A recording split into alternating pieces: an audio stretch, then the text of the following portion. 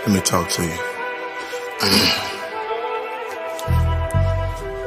I don't wanna fight, I don't wanna argue. If we acknowledge the problem, then maybe we can solve it, babe. You ain't gotta speak, oh no, please don't bother. The pain too deep between you and me, don't let it go no farther. I respect you like my mother, you love me like your father. We barely knew our parents, so that made our job much harder. By the blind, we both was brought up, no love is what they taught us. We reciprocate the hate we learned, and somehow they still fought us. All we needed was some tender love and care. A crowded room, don't be confused, ain't none there. Yeah. Say all we needed was some tender love and care. They want you around, but you feel love when you not there. Oh, it ain't fair, you see. I promise I would never push you, never hit you. I will only love you.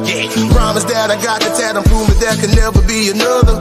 Promise that I got your back and we would never let each other struggle. I honor that you got my back, cause you the brain and baby I'm the muscle, so I trust you.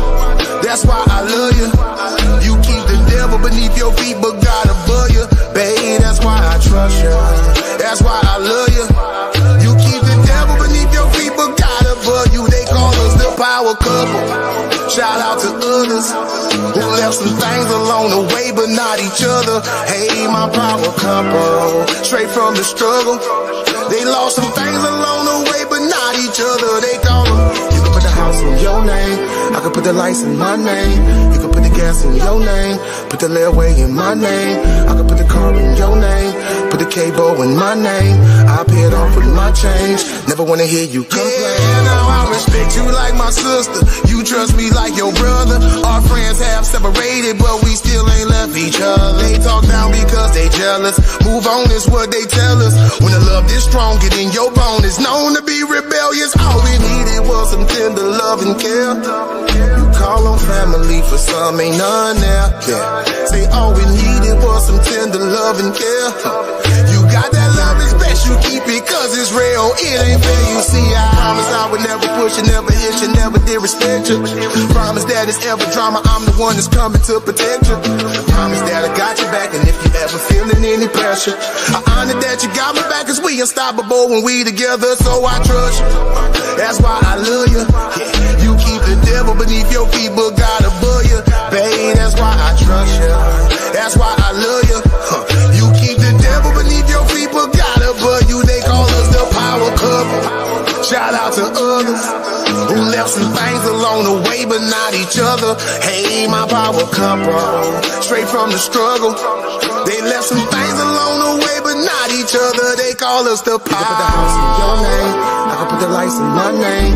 You can put the gas in your name, put the layaway in my name. I can put the car in your name, put the cable in my name. I pay it off with my change, never wanna hear you complain.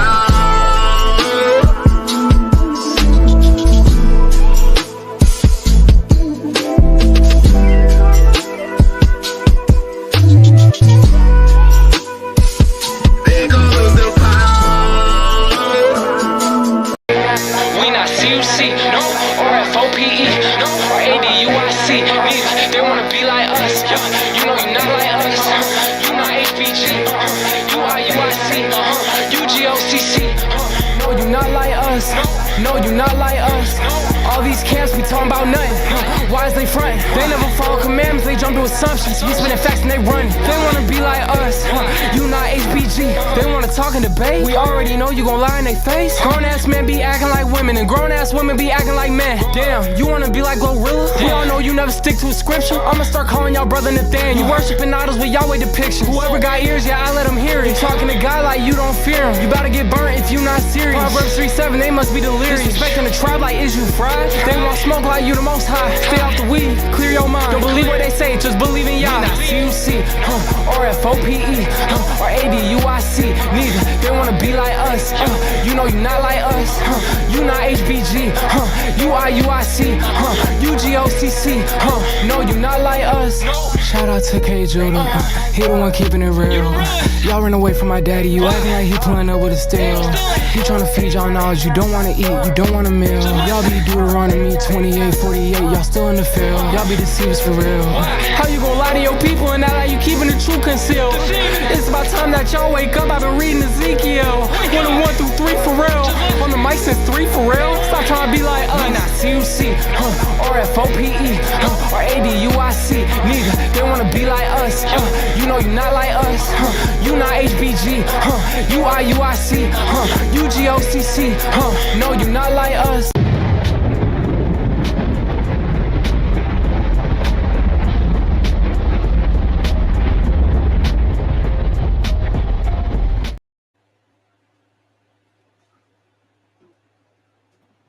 Most High bless, Most High bless. Okay, shout out to everybody in the chat, that's coming in the chat, and everybody's gonna see the show after the show is over. Most High bless you, peace, love to you. We are running terribly behind. I apologize for that. I suppose I had a show earlier today. Some things came up, unfortunately, a few emergencies. Well, one emergency. A brother gonna do a show next week. He's supposed to did it today. Like I said, something came up, and we finally got somebody that's going to face Naphtali, and he's a scholar. So this should be very interesting. Pardon me. Oh no, that was my phone, brother. Sorry about that. Yeah. So he's gonna come and do a presentation on this channel, and then we're going to have a few more presentations on F.O.P.E Academia Debate League, or everybody that's involved in it. I'm sorry, I'm just so tired. Everybody's involved in it. CUC Family, New School of Thought, Honey Badgers, you name it. Everybody gonna be over there. Solamind, he's gonna be over there on that channel. We're gonna build that channel up. We're doing it right here also. Also, Lee Cummings supposed to do something tomorrow. I'm seeking out some kind of way work that out and do it myself because Shasham is super busy. Apostle gonna be doing part 2 of his lesson, and on the other channel, we may scream it is up to Neff to see what she's going to do. Lex is going to do something, right? Because we're trying to figure out what the hell does that brother believe in. So he's going to do something. I think he wants to challenge the sister, but we need to know what's going on. So it's a lot of stuff going on. Brother's going to face off. That was on Naphtali the other day is going to face Lex. A few more in the back y'all going to see. So hopefully we had these debates on another channel going in another week and a half or 2 weeks. So just be patient. Welcome back, Solamind. That was a very interesting class you did the other day. So let's get to it. Any shout outs, anything you want to plug, go ahead and do it right near the top. We do have some things going on Solar Vision. We have a debate set up between Out the Blue and Taz on the OJ case, brother. They talking about the OJ case. We know OJ just died, not too long ago. So we're gonna bring them on for the preliminary. That'll be this Friday, 8 p.m. on Solar Vision.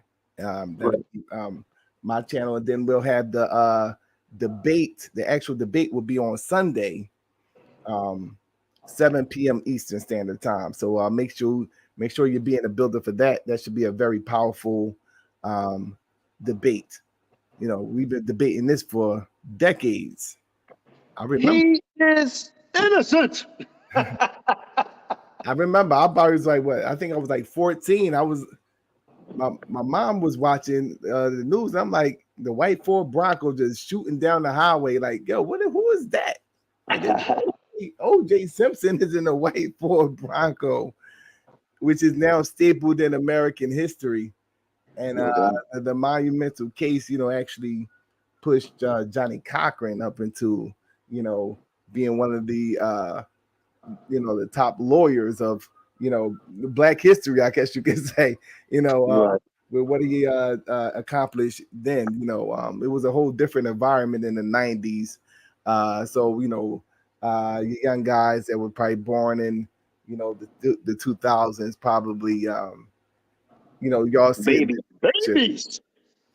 So, at that time, we was rocking out with OJ, and there's a whole history that most people are unaware of pertaining to dealing with the situation with black men being falsely accused of things, especially by white women. So that was an element within the case, and then the fact that it was white people that were allegedly killed by OJ. That was an element within the case. So when he was found not guilty, Do me a favor. Let's not say the K blank LL word, because for whatever oh, reason. okay, Yeah. yeah. My bad. I forgot the algorithms. Right. Yeah. So but anyway, that debate will be going down this Sunday, 7 p.m. Eastern Standard Time. So that's what I got going on. No doubt. And brothers and sisters, by the way, we're going to collab all that together. Everything is, we're in the work. The brother can tell you we working, and it's a lot going on behind the scenes y'all don't know about, man. So we're just trying to get it going on. And classes will continue to go, like they always been doing over here on F.O.P.E. But let's get into it, man. That was pretty interesting what you brought out. So I'm looking for a little more heat. Let's get it going. Oh, also, somebody said that you taking their stuff. So if they listening, is up to the brother after the show. If you want to come on and talk about it, you can. Yeah, I mean, yeah. Come on up, Indigenous Black man, and dang on well I'm not taking your stuff. I don't know why you keep on saying that, but you can come up here and what I'm saying. We can have a discussion if you want to have a discussion, of how I took your stuff and when did I take your stuff, and because I'm pretty much sure that I was doing research on this before I even knew who you was, and I only knew you for the past maybe like couple years. So I don't know how you think I'm taking your stuff. So that's just funny to me. But I talk with the Indigenous Black man on a private conversation a few times, and he's trolling. He's trolling. Well, that's my brother. I love him. Love you too. It'll be interesting. I like to see it because I can say there are people who have, I ain't gonna say stealing, but use some of our stuff and has not given us credit for it. IUIC, Yara, the yellow lip man. Yeah, he's taking our stuff also, and I blame you for that because you're the one, if I'm not mistaken, introduced this character to YouTube. But who you talking about? Yara? Well, I got him in this. Well, yo, you funny. I introduced him to this circle, I believe, because he became a part of the Solar Vision Debate League, and that would attach him to, because I was already in the mix with, Saw Satan over there, and so yeah. Now he may have had a whole history. He had a history, obviously, before he met Solamind. So I let him tell a story as far as with that, but I could almost be sure that far as with this in this circle of being involved with the HOK, that it was because he was involved in the Solar Vision Debate League. So he was there since season 1. So I'm pretty sure he was somewhat affiliated with certain guys in the mix, that we all see today. So yeah. Yara, you say he's stealing your information? Yeah, we got evidence of it, man. It's actually ridiculous. This is not the only one, but that's actually we don't care because we want the word to get out. So we just saying, damn, you're gonna say something. Some of the stuff is just verbatim. Yeah. Just give a person kudos, because according to from what I see, you got Ron Dalton, if I'm not mistaken, if snipped some of Professor Lee Cummings stuff. So Lee's supposed to be on tomorrow. I'm gonna see can I do that myself, and he's going to talk about it. So that should be interesting. And again, with all of we coming together with lessons, and of course, what we teach and what other people teach on different channels. But the main channel we're going to try to go from is that debate channel. We all collab together and get something going. I think it's going to be better than a lot of other channels, especially the Satan one over there, because he got a lot of old heads over there who don't know anything. You know, you can't put what they say new wine in the old bottles, and my goodness, you definitely can't. But look, without any further ado, Bill man, let's Clinton, get this. Mr. Bob Dole, they too old. They lame, so we gotta hit them with the hot track. Them niggas Hit old it. as hell over there. You know what I'm saying? Like, let me And tell we you don't handle something. against that because I'm old. You know, no, you're not old. You're not old like they Man, old. Like, you know what I'm saying? hey man, I ain't old a bit, Slim. You know what Don't I'm trip. saying? You know what I mean? No Like, doubt. you know, we it right now. This is the thing right now. I'm talking about, and we talking about not just we talking about style. They're old. They're old. And they're Right. played out. This is what it is, and this is what it's gonna be. And we're gonna push this thing, and it's gonna be crazy, it's gonna be fire, and y'all gonna love it. That's what it is. Right. And we bring in, like I said, we always bring in, this is a so-called Israelite channel, but it is Israelite channel. But for our people edification, like Shah Sham say, man, we willing, we have an open ear to hear everybody, information, whether we agree or not. This platform has always been open for a lot of different topics other than the Bible. We've talked about pedophilia, grape, different things outside of the scripts. So we've been bringing that. And I'm gonna tell you, I don't think nobody got the music like we do at CUC, F.O.P.E, Honey Badger Gang. You know what I mean? Civil War. So look out for more of that, man, for sure. But look, let's get this started, Solamind, and the link is in the room. If anybody want to ask any questions when the brother is done, you can, and don't be afraid to challenge him if you got. All right. Don't be afraid to try. And this is back, man. You gonna stop running around talking about I'm stealing your information. You got F.O.P.E over here believing that shit, man. Yeah, I'm believing that stuff, man. Like, yo, you gotta cut that out, bro. I mean, it's funny, but I need you to hop up on this. I need you to hop up on this joint and let this brother know that you tripping, bro. Like, you tripping, somebody contact the brother. I know I got his number somewhere. I think I do. Contact the brother, let him know Solamind on, and that's an open challenge. Yo, you Go ahead, tripping, bro. But anyway, getting back to the information, right? We kind of went over, an overview going back into the works of Robert Malthus.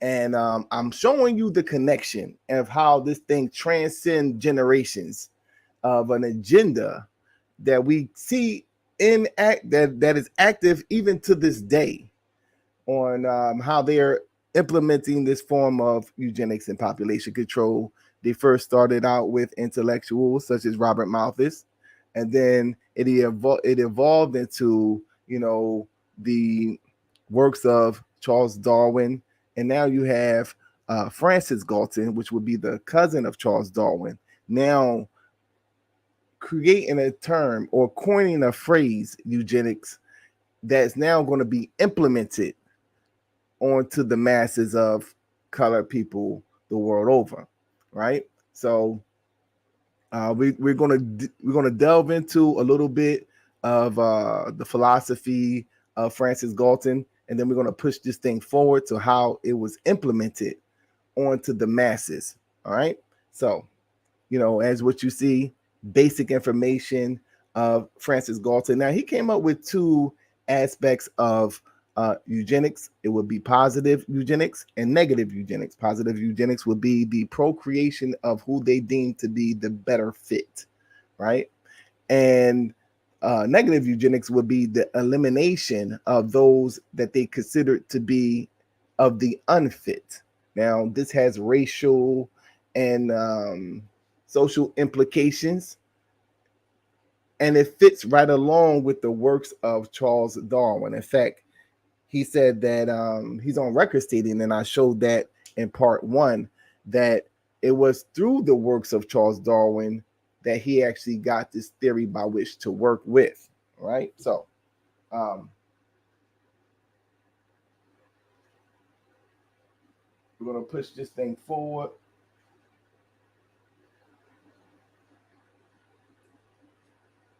Up a little bit.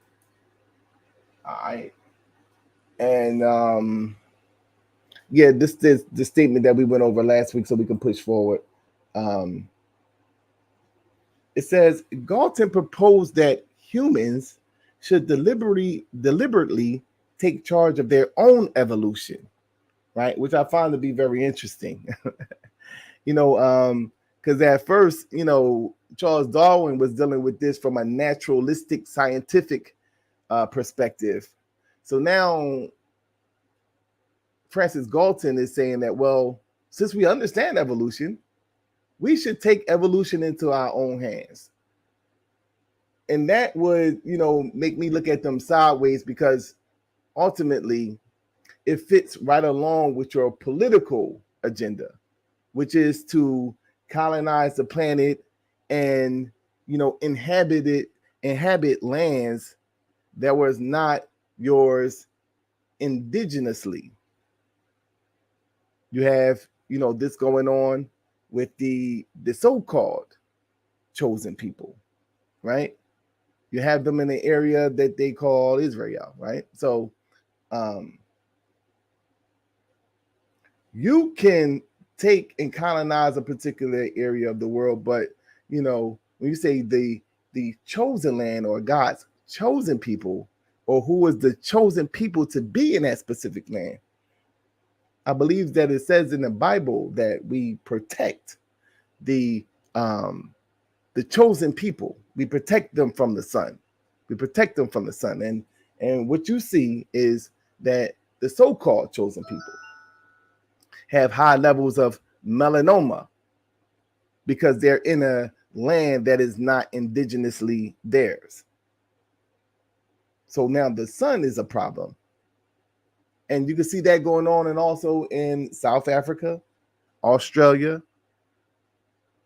and here in America. Everywhere that you see the colonizers went, you can see when you're looking at the cases of melanoma and the highest cases of melanoma, it is in those places. Why? Because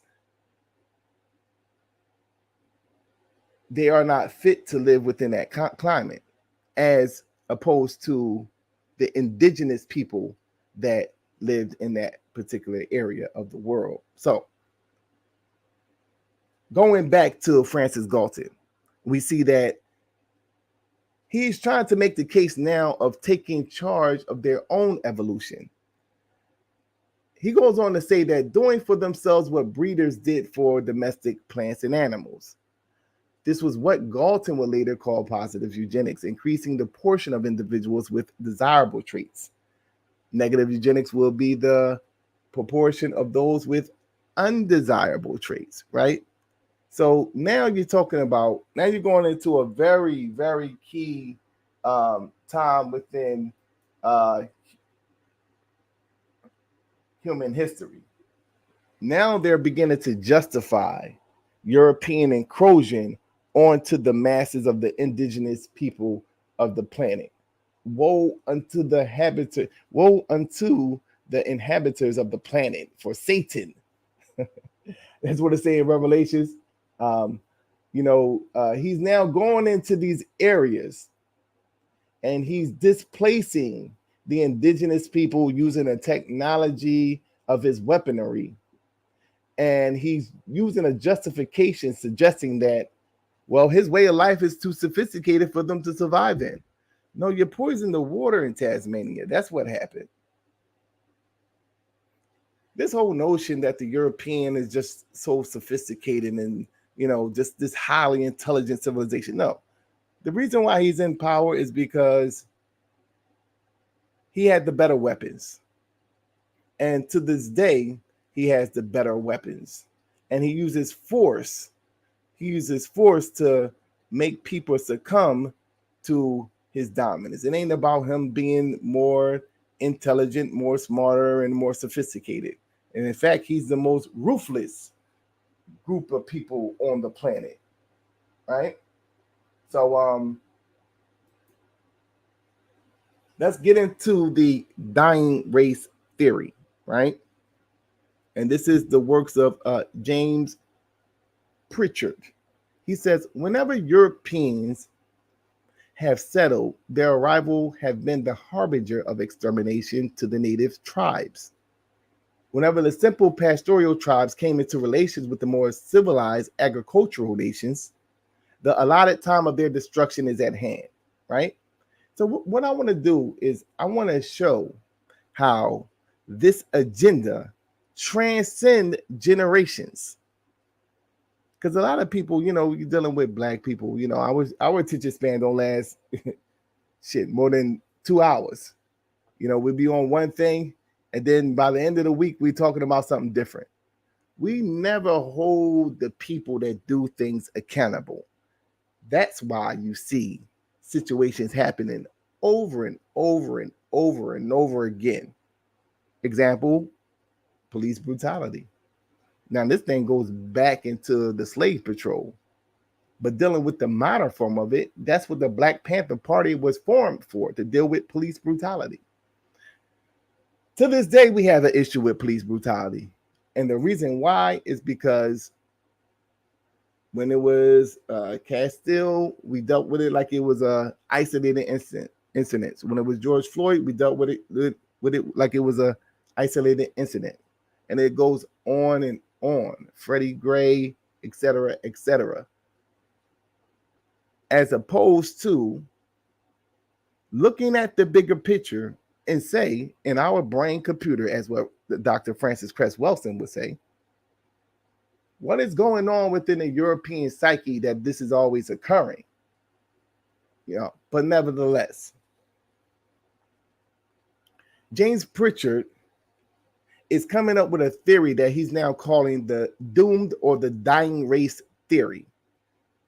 Now, this falls right in line with the works of Charles Darwin, where he said at some future period, not very distant as measured by centuries, the civilized races will almost certainly exterminate and replace throughout the world the savage races, which fits right into the works of Robert Malthus. Populations have a tendency to grow until the lower class suffer hardship and want and greater susceptibility to famine, disease, and war. So this idea suggesting that there is some type of problem with the planet. And the problem ultimately would be these indigenous people, these as what they call the savage tribes. And this was a collective European assault on cultures that they did not understand. So they had to portray them in a certain light in order to justify why they felt the need to exterminate, in many cases, other groups of people. Getting more into the dying race theory, it says, in this broad view, there were then humans to acquire, understand, or inherent modern civilization. They were simply put in the wrong place at the wrong time, and their demise was inevitable. The notion of the dying race theory ranged across hosts of disciplines and positions. Common among settlers and humanitarians alike, I want you to really focus in on the common among settlers and humanitarians alike. Because you still see to this day the European going over to what they classify as lesser developed nations and aforetime third world nations, right? They're going over there cloaked in humanitarianism.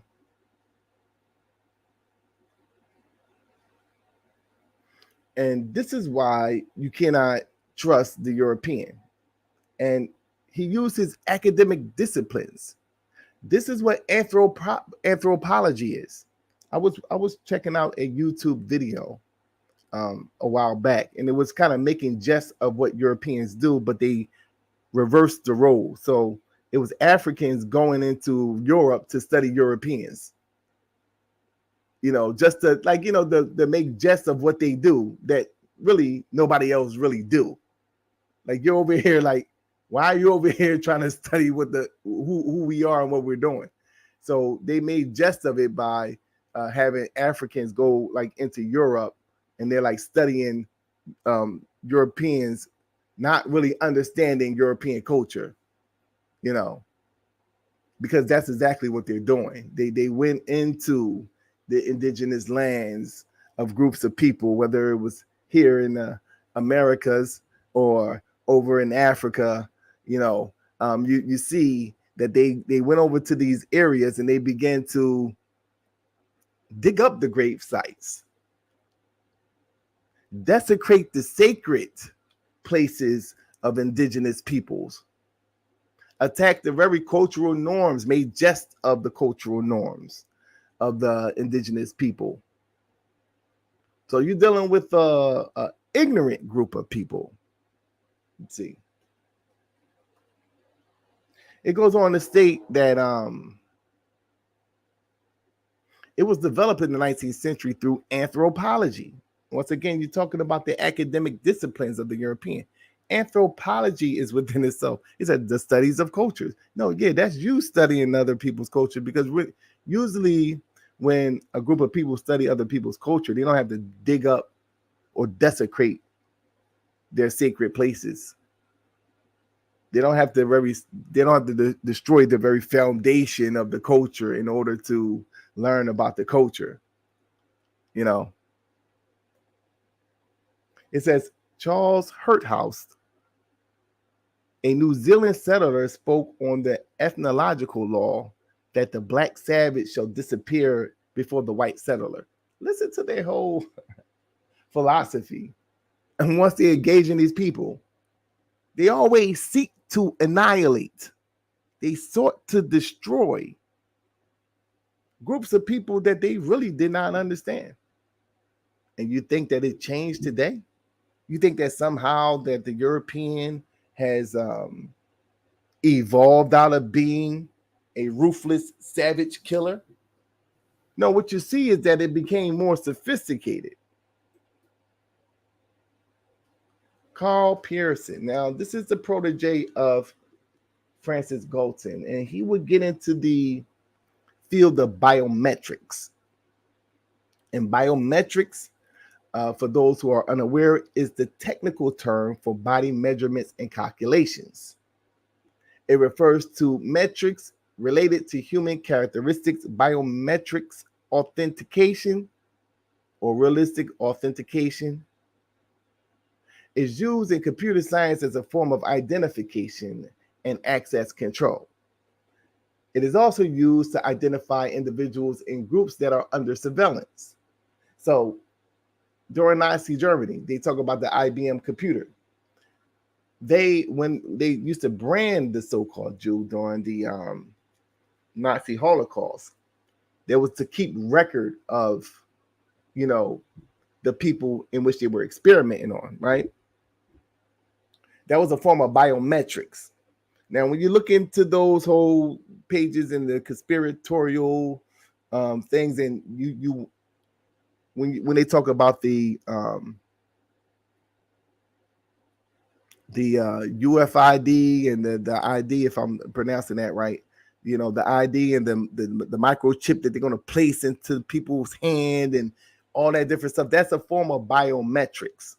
So when you look at the technology, right, the technology, and even like what we do with our phones, when you get that authentication where you can look into the phone, that I never, choose the option to do that, because some people choose the option to, gain access to their phone, not just punching the code in, but they can look into the phone. That's a form of biometrics.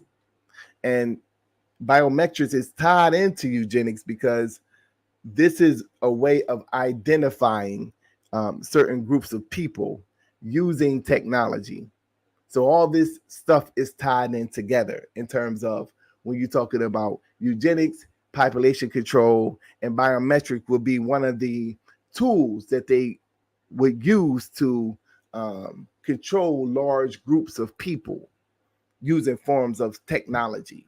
So this is what is being suggested here. Now, at this time, it was just simply the fingerprint, that gives you like authentication as to who the individual is. But it became more sophisticated over time. Now, you when you look at places like China, whereas though they track every individual that's walking down the street. You know, they could zoom in on a person and all of their information will pop up. And this is tied into eugenics because they'll now use that information in China. They'll use that information to, in many ways, segregate groups of people, meaning that you can't entertain certain benefits if you break rules that has been established by the state. So this began with this individual called Pearson, which is the protege of Francis Galton. There's some of the statements from this individual. He says, mankind advances through pain and suffering only. The path of progress is strewn with the wreck of nation. Traces are everywhere to be seen of the hecatombs of inferior races and of victims who fought not the narrow way to the greater perfection. What is the greater perfection that he speaks of? Is what we were talking about in part 1. The greater perfection he's talking about is the elimination of, you know, those in between human ape type people. That'll be, you know, the Mongoloid, that'll be the Asian Mongoloid, the Negroid, that'll be us. And once we are eliminated, as what Charles Darwin stated, the gap would be the gap will be now wider between humans and apes. So that will be the greater perfection. Understand that this is an agenda. Understand that they have not quit on exercising this agenda. And when you understand that, everything will fall in line as to how they operating, why things that, you know, you would think in your mind, like, well, why are they doing X, Y, and Z in the inner cities? Why is it that they are, you know, they say one thing, that they're for humans and humanity, but you constantly see them creating scenarios amongst Black people here in the hills of North America that's pretty much setting us up for failure. Because you're dealing with a people that's in power, and you're dealing with the masses of Black people who are deaf, dumb, and blind, who believe within the system. You know, you got an upcoming election with Joe Biden and Donald Trump. And Black people like, well, you know, they both are crazy, but, you know, they're going to choose the poison. See, all the while, under the Joe Biden administration, you see the displacement of African people, Black people, by immigrants.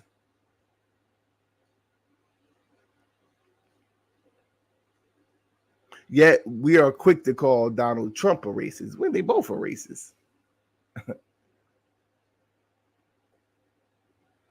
And it's for some strange reason why we don't understand the forms of racism and how racism could be more subversive. And it's more of a more sophisticated form of racism that seeks to deceive us into going along with their agenda without us even knowing what they're doing. I.e., abortion. I remember in the 90s, it was like a thing when women had 5 kids and they would get on the depot and they would get this shot. And then the shot went to the patch. And where's they getting all this funding to create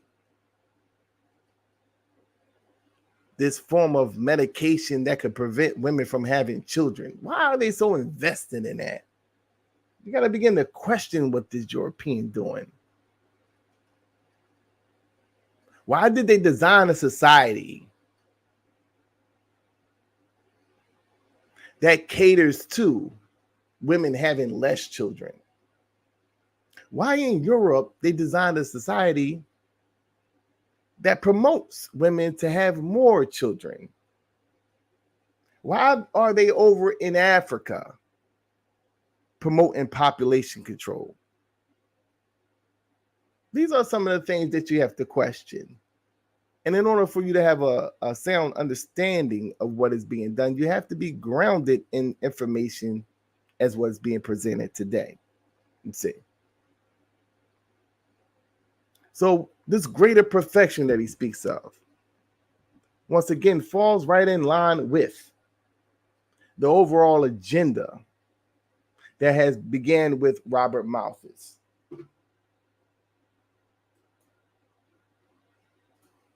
Carl Pearson goes on to say, it was not the individual, but the herd, the tribe, or the nation which forms the fundamental units for living space and raw materials. Superior and inferior races cannot coexist.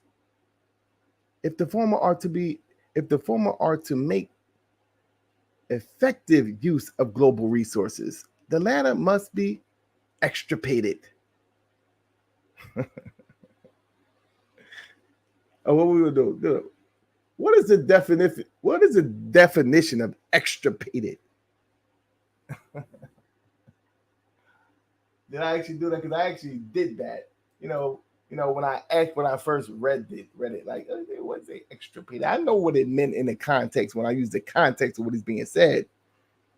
But I found it to be very interesting that once again, this thing is tied into raw material resources. The superior and inferior races cannot coexist. He done drew the line. They drew the line. They still practice forms of biometrics to this day. It's only becoming more sophisticated. So they still follow the works of Carl Pearson. And you clearly see. Amazing. We think now that today, since they don't speak this boldly, that they are not orchestrating this agenda.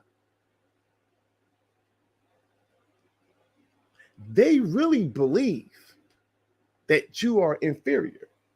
And what makes them believe that even more is the fact that they can trick you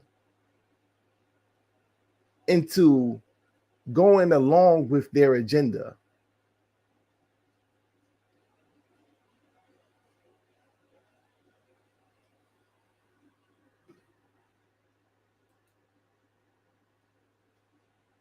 Okay, so just a little bit of information on biometrics. It was established in 1901 by Francis Galton, Carl Pearson, and Ralph Weldon to promote the study of biometrics. The history of biometrics is covered by Cox. The name of the journal was chosen by Pearson, but Francis Edgeworth insisted that it be spelled with a K and not a C. I guess Biometrica is what they're referring to. Since the 1930s, it has been a journal for statistical theory and methodology. Galton's role in the journal was essentially that of a patron, and the journal was run by Pearson and Weldon. And after Weldon's death in 1906, by Pearson alone until he died in 1936. In the early days, the American biologists Charles Davenport and Raymond Pearl were nominally involved, but they dropped out, right? So we're going to focus in on Charles Davenport because all this is now going on in Europe. It will be Charles Davenport who will be the American that would take a lot of the information, right, that was being expounded and theorized by European philosophers, and he will bring it on to American soil. Just a little bit of information on Charles Davenport, as what you can see. He was a protege of Galton and Pearson. He began to study biometrics and would later become the American editor of Biometrica, right? So he's now bringing the ideas onto American soil. And that's a very important portion of history, because once it's brought onto American soil, it can now be implemented, because you have a large population of non-white people that white people are coexisting with. It would be more so in America than in Britain, obviously. Now, in order for him to be able to get things going, he needed funding. And this is where you get these American philanthropists that to this day promote eugenics and population control. But dealing with this specific time, you see that Andrew Carnegie, he played a key role in donating money to help facilitate the development of the Eugenic Record Office, is what they classified it as at that time, which is located in Cold Springs Harbor, New York. All right. He also had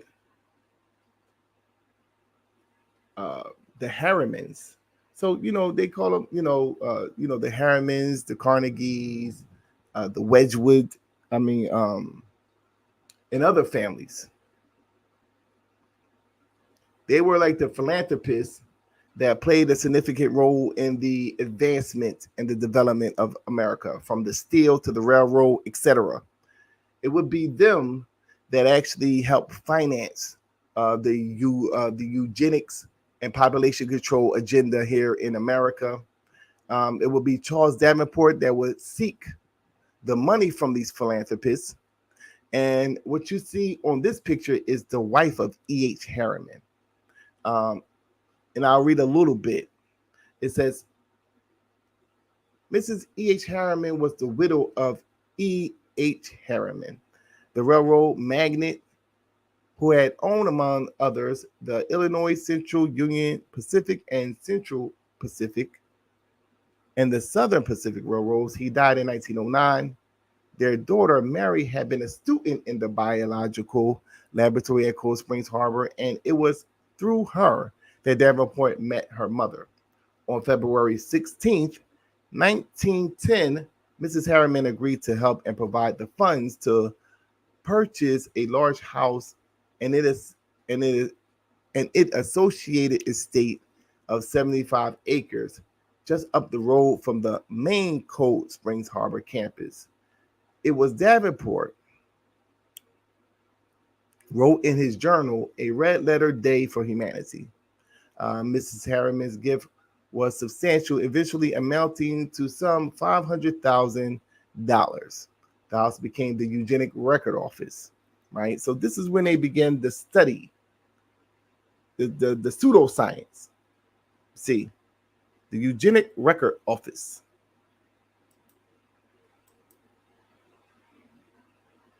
And for those who are unaware, it's a book called the Real Biography of George Bush. And I think his name Charpley. I forget the name of the author, but what he do is he ties the Bushes into the Skull and Bones, and in doing so, he speaks a lot of the Harrimans, because the Harrimans, their family was heavily involved in the Skull and Bones as well. Now let's get to an interesting part in American and world history, because a lot of people are under the idea that the World War II was, the Americans and the Nazis. And when you first, anybody who delves into the actual history of Adolf Hitler, you will see that he was at a point in time supported by American media, so much so that he was the Time Life magazine Man of the Year, I believe twice, for the things that he was doing in Germany. You will see things change as the war began to amount. But in terms of who funded Adolf Hitler, because after World War I, they had to pay reparations through the Treaty of Versailles, and that put them in economic depression. Their dollar was worthless at the time. So they call it the Great Miracle. But the Great Miracle, in all actuality, came with the help of American philanthropists. And when you're dealing with the Skull and Bones, this was a secret society that was at Yale University that was in support of the rise of Adolf Hitler and this pro-white, pro-Aryan society and world order that they wanted to implement. A lot of the funding for Adolf Hitler came from American philanthropists.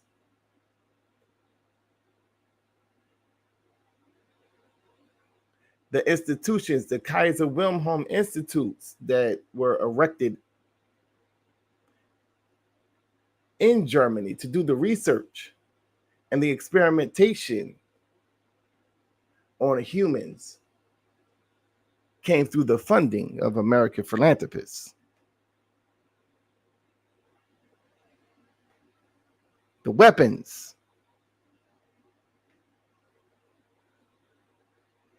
were smuggled through to Germany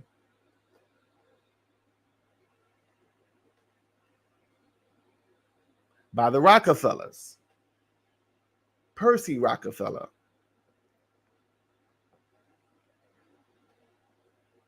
So you had a whole movement being orchestrated where they were giving them the means and the financial support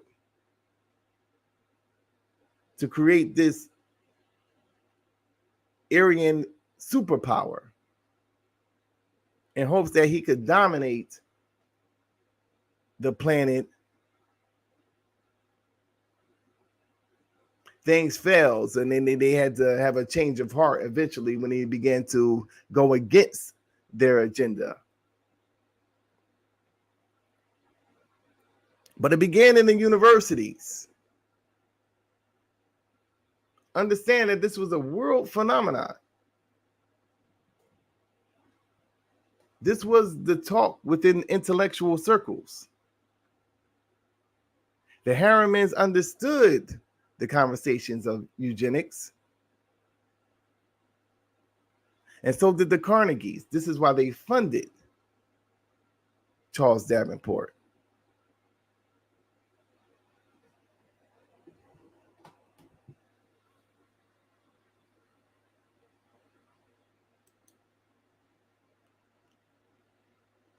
This is just getting into the Nazi, once again, kind of what I kind of briefly touched upon, the Skull and Bones Nazi connection. You got to look at the symbolism of the European.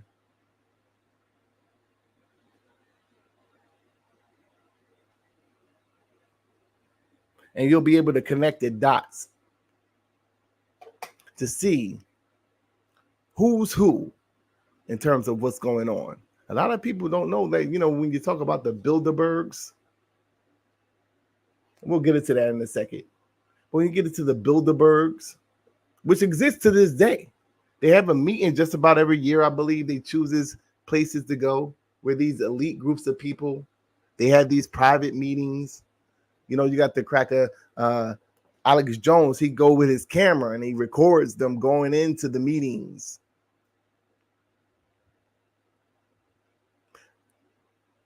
The Bilderberg's co-founder was a Nazi. That exists to this day. That's just something to think about.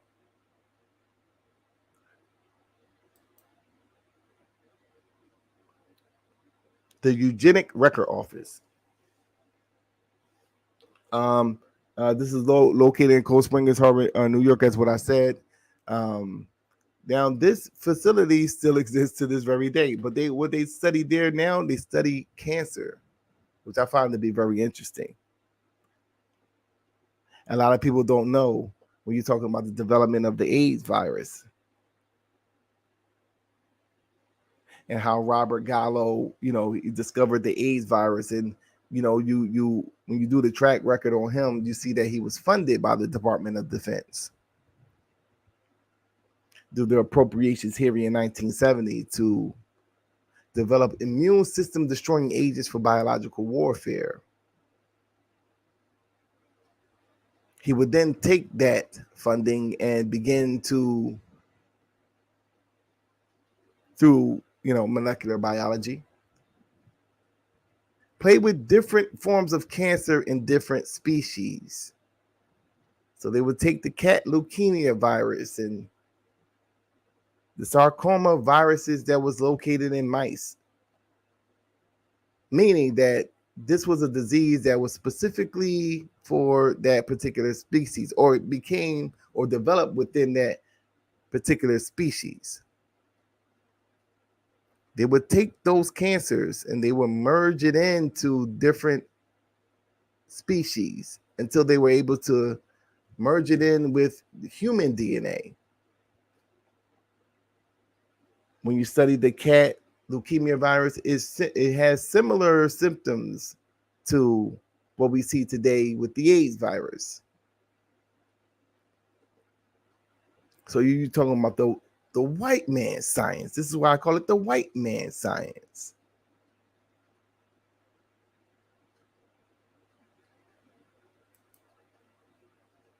Financial supporters for the Eugenic Record Office. We have Andrew Carnegie, as what we were talking about before, E.H. Harriman, and John Harvey Kellogg. When y'all eating that cereal, Kellogg's Frosted Flakes, he was a eugenicist that helped fund the Eugenic Record Office. Just think about that. We're eating the very cereal of a person that promoted eugenics and population control. And niggas turn around and say that they're free.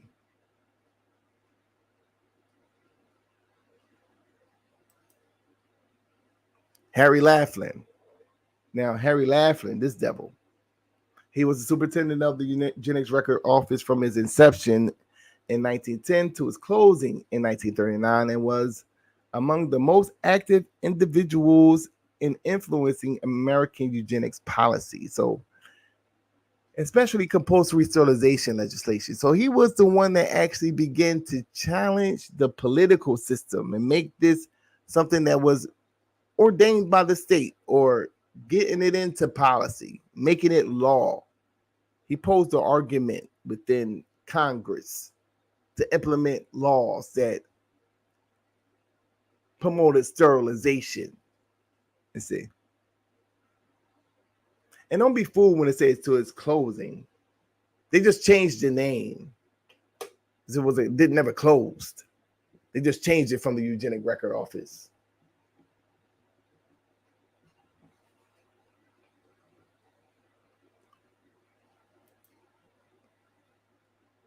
So we have understanding of what Harry Laughlin did. So Harry Laughlin and Charles Davenport were basically working together. Now, this phenomenon that began to develop in America, as far as with the implementation of the philosophies that begin in Britain, right?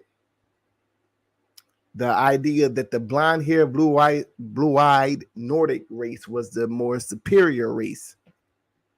So now you're beginning to see this whole thing come to its apex.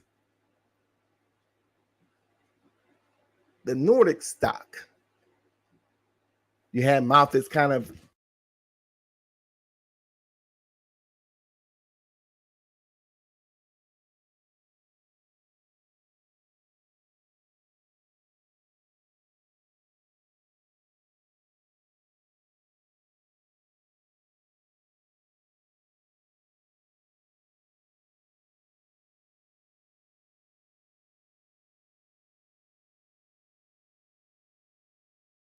You still there, brother?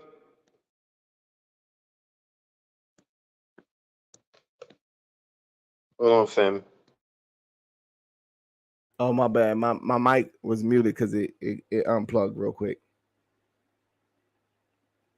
Yeah, can you hear me? Yeah, go ahead. Okay, so what I was saying that now you're beginning to see an interesting time within history, right? The Nordic race, right? The idea that the blonde hair, blue eye Nordic race was the more superior stock, and everything trickled down from that. You see how they eased this into the minds of the masses, beginning with Robert Malthus. He never made a racial statement, Robert Malthus, but he just laid down the foundation of the idea that it's through famine, disease, and war that you have situations or how the earth regulates itself. Because if it wasn't regulated, then the population will override its capacity to produce food. So then the question would be, famine, disease, and war. Darwin would take that and say that, well, that would mean that the more fit will survive. Because these are very aggressive things that occur: famine, disease, and war. So the person that could survive the famine and find ways of eating, they're more superior. Similar to the disease and similar to warfare. The person that wins the war is more superior.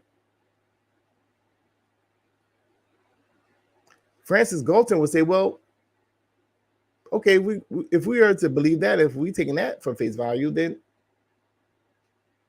we need to begin to implement eugenics. We need to take this into our own hands. And since we are the ones that came up with this theory, we're the more superior race. So that means that we have to now eliminate the lesser stock, because this is the natural way of doing things. This is being suggested. So now you're having now a visual of what they mean when and what they've been theorizing for centuries. Now, since the Nordic race is permanent amongst Germans, they began to have an interest within what was going on with America and how they began to implement certain eugenic policies, right? So you have individuals like Alfred Politz.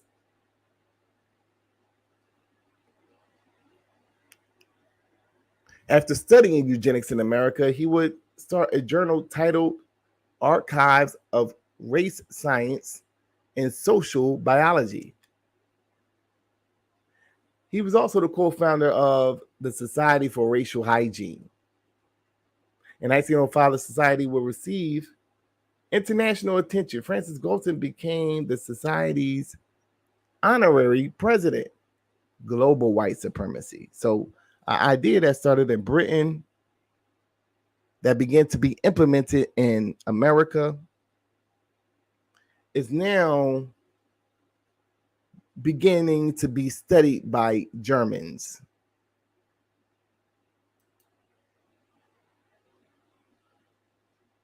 And once again, you're seeing this implementation through the works of Harry Laughlin and Charles Davenport. They have now an understanding of how to implement eugenic policy. So these individuals that you're seeing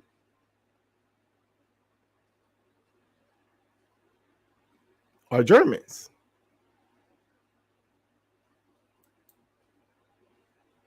Charles Davenport. It says efforts by Davenport in 1920 and 1921 include German scientists in the International Eugenics Commission were rebuffed. None of their players wanted to sit together, determined to bring German eugenicists back into the worldwide movement. And the reason why they had this issue because of World War I, the French obviously and the Germans were beefing So because they, pretty much the Germans had to pay reparations to the French as a result of World War One, and they still were beefing based off of that. So it was hard for to get them together to talk about eugenics as a result of that. So this is what they make a reference to. All right. So Davenport traveled to Europe in 1922. He selected Lund, Sweden, as the site of the 1923 conference because, as he confided to a German colleague, it would be convenient to Berlin. It also circumvented allied nations such as Belgium, England, and France. But tensions over Rhineland and reparations were still too explosive for the Germans to agree. By the spring of 1923, Davenport had to concede in frustration. German delegates would not meet in intimate association with the French, right? So these are some of the things that, when the European beef with each other, one thing that they like to do is, as a tactic, they like to give, as what they say, they would say, the nigger power over that particular group of people that they're beefing with. So this is what the French did to Germany. Since Germany lost World War One, and not only did they have to pay reparations to the French, but the Rhineland was still occupied by Senegalese, I believe, Senegalese troops. Now, why Senegal? Senegal was colonized by the French, so they began to use them as mercenaries during World War One. So once they were victorious, they kept those black troops in the Rhineland. So you have a large male population that were African or Senegalese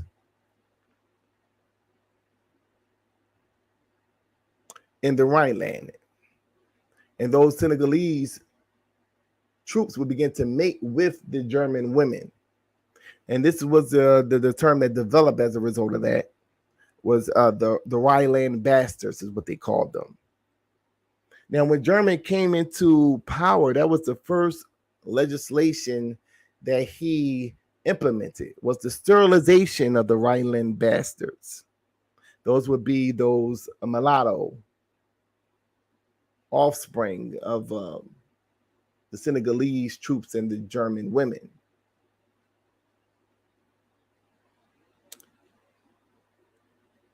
Erwin Bauer, in dealing with the situation that I just was speaking on, he says, bitterly complained about the confiscatory war reparations under the Treaty of Versailles, and the presence of French and Belgian African troops as enforcers. The entirely unnecessary huge army of occupation eats us poor, but eugenically the worst is what we call the black shame. The French Negro regiments, which are placed all over Germany, and which is the most shameful fashion, give free rein to their impulses toward women and children. By force and by money, they secure their victims. Each French Negro soldier has, at our expense, a greater income than a German professor, and the consequences is a frightful increase in syphilis and a mass of mulatto children.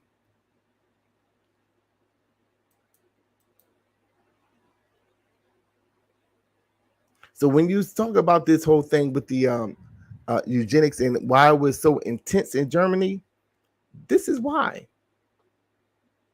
So you understand the history and the series of events that transpired to facilitate the rise of an Adolf Hitler, and why he was so much supported by the German people, you see.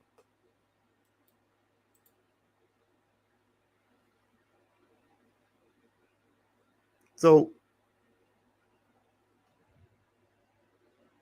what I'm doing in this PowerPoint presentation is just showing you the connection of how these people, as what Charles Davenport was trying to do, they had conferences annually where they talk about eugenics. And these are all white men.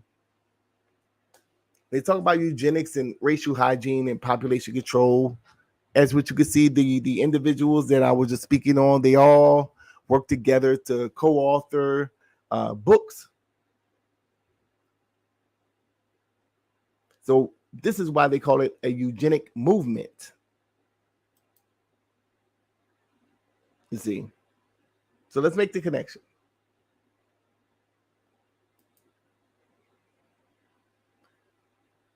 Adolf Hitler, you see, is on record said that the 2-volume foundation of human heredity and race hygiene that Hitler studied focused heavy on American eugenic principles and examples.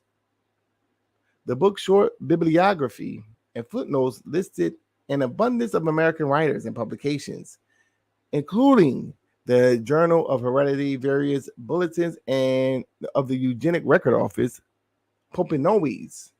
He studied Popenoe and how he began to implement eugenic policies on the West Coast, California. He says Popenoe's applied eugenics, Dugdale's the Jukes, Goddard's the Kallikak, the Kallikak family, and Davenport's own 3 books, Heredity in Relation to Eugenics, The Hill Folk, and The Names, right? So Hitler will be reading from American eugenic philosophers, and why they began to surface to the top in terms of eugenics is because, once again, they were implementing the ideas on the Black population. So they began to become, in many ways, the experts of eugenics, even over the British. So it'll be Adolf Hitler that will read the works of these individuals.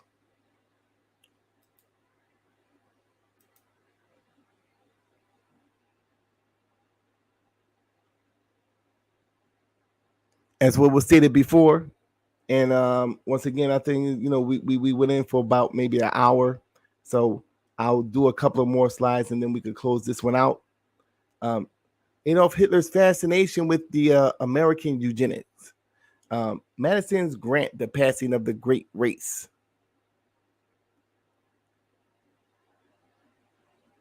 He would study that book as well. Laughlin was linked with the American racist theory, Madison Grant, and in 1936 received from the Nazis an honorary doctorate at Heidelberg University. The German law of 1933 was modeled on what had long been done in the United States on Laughlin's initiative. Laughlin did not conceal even his Nazi sympathies, becoming an active propagandist for Nazism in the United States.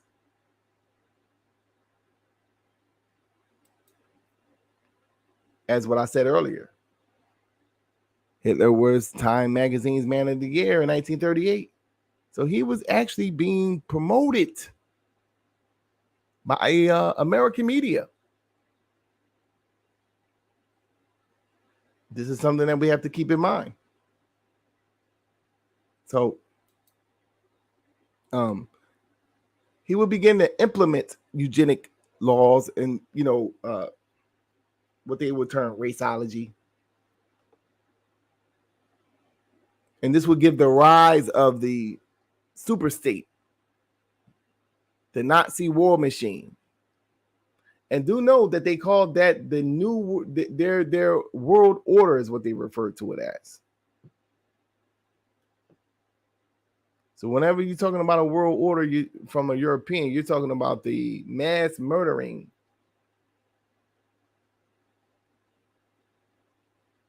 of populations of people.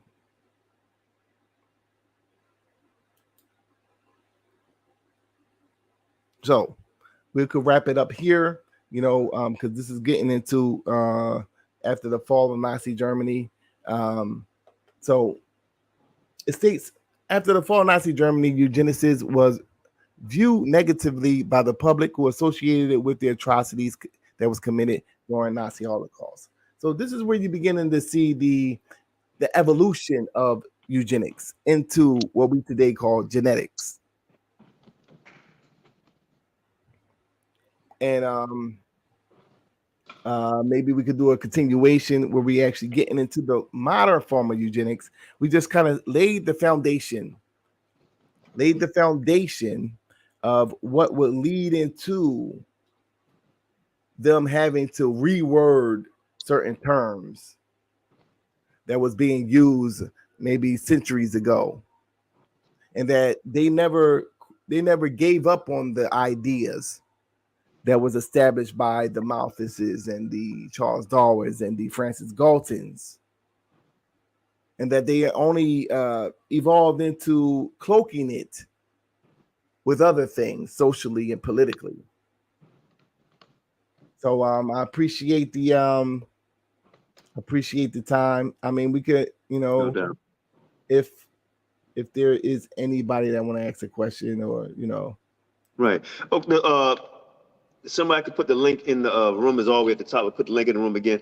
Hey, I'm not, I don't want to, how can I do this?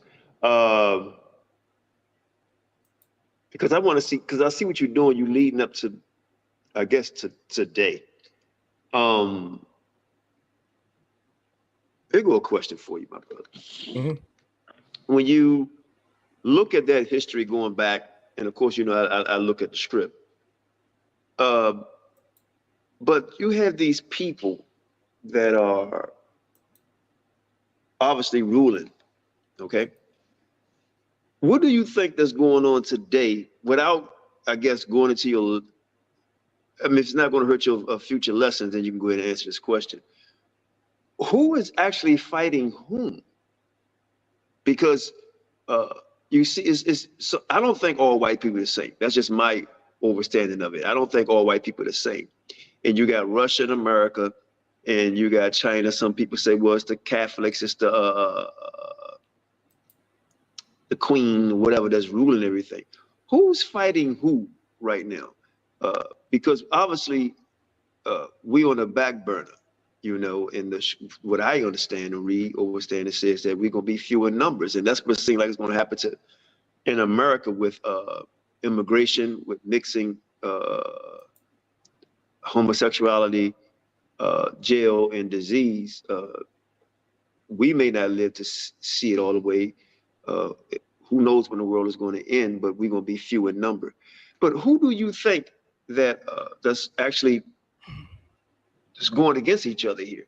I don't think it's just like people want to say, well, it's Russia and America, or, I think it's something higher than that. Like you saying, when you say who going against each other, what do you mean? Yes, I mean, like, okay, when you lined up about eugenics and population control, but then you got the same people fighting each other. Like, so who is it? I mean, you name these people. Are they in works with somebody, or I mean, like, what's going on in that aspect as far as like some people say, well, Bill Gates, trying to make us do this and make us do that. Who you think that's really running all this stuff here? Everything that you put out. Well, it's many theories. They say that this thing goes down to, actually families that actually child, people say, yeah. Well, they have, like, I think it's a book called like the 16 bloodlines of the Illuminati. But this is all like, like you say, they will fall into the category of conspiracy theory, but from what I see, when you're looking at the arms race, and this is a very interesting thing, because America never actually fought Russia. It was an arms race, and they would support the opposing side of the person that was trying to colonize a particular area of the world. So in terms of Vietnam. They had plans, as far as with the North Vietnamese. So America would support the South Vietnamese. Same thing with the Korea War. Let me land me back on some of the stuff that you said here. First, I'll start off by saying this. We know this is a so-called Israelite channel. And I say so-called because we let people do what you just did here, and we have other people doing things and also lessons, but on the script. But this is a history lesson, brothers and sisters. And I see YouTubers, they really mess with us. People not even get notifications. That's why we got all these damn channels. But this is a history lesson. And history is very important because that way you know who you're operating with. This is one reason why us as a people can't seem to get over the hump, because we're too trustworthy, right? And we don't really know history. What the brother was bringing out, for me, is something that's been going on from day one. Population control, right? And wars and rumors of war and so on and so forth. I think it's very important because you see what's going on in China and Ukraine and Russia. We have the old guard against the new guard. And I want to ask you, can you go into this old guard versus the new guard thing? And I say old guard, new guard, because I would say, well, Trump is a new guard. China is an old guard. America is a new guard. Europe is a old guard. How do you see that, if you understand my question? So you're saying that the old guard, new guard, and you're saying that Donald Trump is a new guard, you're saying? I'm saying he's like a new guard for the people. Maybe just a plant just to be a new guard for the people. How people say old money versus new money? Mm-hmm. You got ancient civilization against a more modern civilization. China is ancient. Mm-hmm. You understand what I'm saying? So you have this new thing, it's this old thing. And when you, like you said, pop abortion clinics in all our neighborhoods, liquor stores, so on and so forth, trying to get rid of us. So, and I still go back to like it's an old guard or new guard, because it's not just us they're trying to get rid of. I mean, China, they had a policy over there, one baby. Now it messed everything up. Now they're saying you can have as many children as you want. So I'm just trying to figure out, like, do you see it's an old guard against a new guard, or you think they're all together? Well, yeah, I think that you're talking about like global politics. Yes, it's a very murky territory, and that's why I was kind of making reference to what you've seen happen during the Cold War, because after World War II, a lot of things happened, which before America really was an isolationist country, meaning that they didn't get involved in world politics. It wasn't until after World War II that they began to become what we see today, the police of the world. So after World War II, you've seen things develop. That would be the International Monetary Fund, the classification of the first, second, and third world nations, and a host of other things, and this would begin what they call the arms race. Me personally, I think that was all propaganda. I think that the arms race was a justification into creating a scenario why they would be getting this much arms, and so they manufactured a sort of beef between each other to justify why they're investing so much in military, because they had to ante up, because they were thinking globally. So it always had to be an opposing force. So the reason why we spend over $1 trillion annually in our military began in that era. Whereas we got to outdo Russia. Russia came with this form of technology, and we have to now outdo the Russians. So now they have this game of chess being played with the masses. Now, when you read about European history, they never really gave too much, about humanity, including themselves. When you look at how they fought each other, the 30-year war. So it wasn't like they was like, in love with each other. It wasn't like this whole thing. That their unity is based off the fact that they, global white supremacy. So that's what unifies them. That's why they would unite to stop you. But they are beefing with each other. You see it when the media, the so-called media, that's controlled by the so-called people, right? Mm-hmm. When they put stuff, they the ones that put the stuff about the pedophilia going on in the Catholic Church. That was all them that was doing that. And then there would be a clapback on them where they're being exposed for the nefarious things that they're doing within the entertainment industry. So this is their way of beefing with each other. That's their way of beefing with each other. But they all agree on the oppression of the black people the world over, the melanated people the world over. They know that ultimately that you can't be in charge. Why? Because you're the real humanitarian. You're the one that's supposed to be in charge.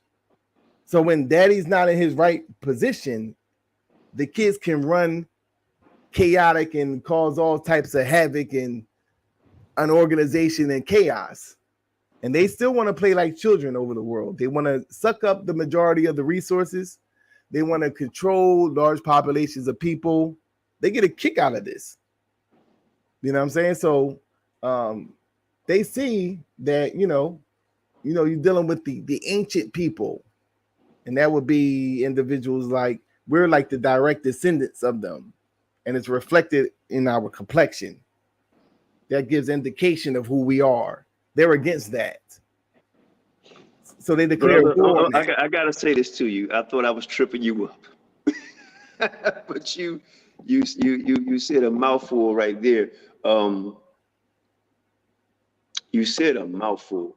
And I don't know if you're gonna go into some little bit of that next show, but I'll let you go ahead and elaborate a little more if you like.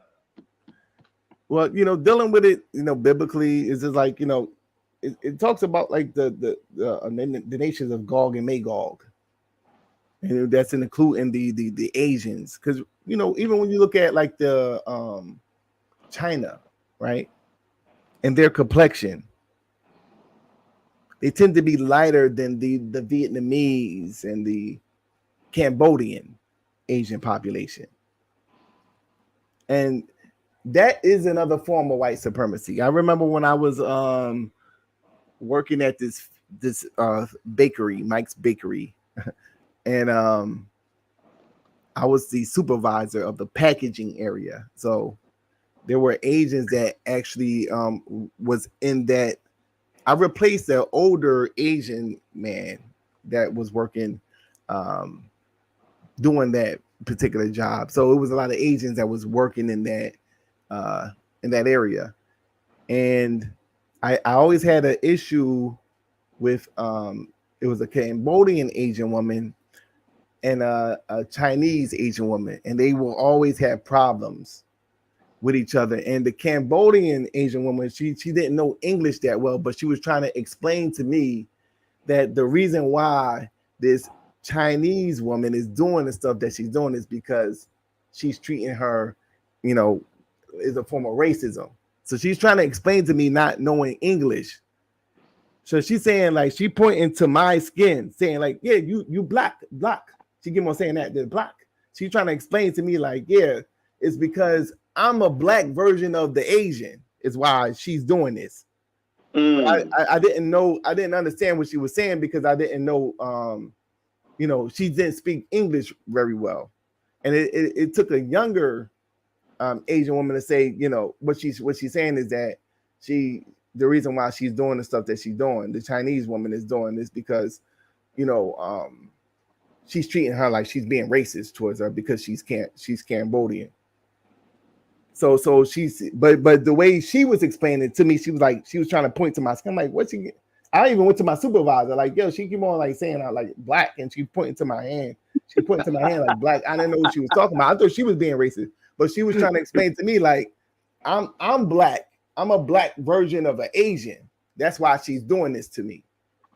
So even when you're talking about, you know, the China aspect of what is being done, that still is another form of white supremacy.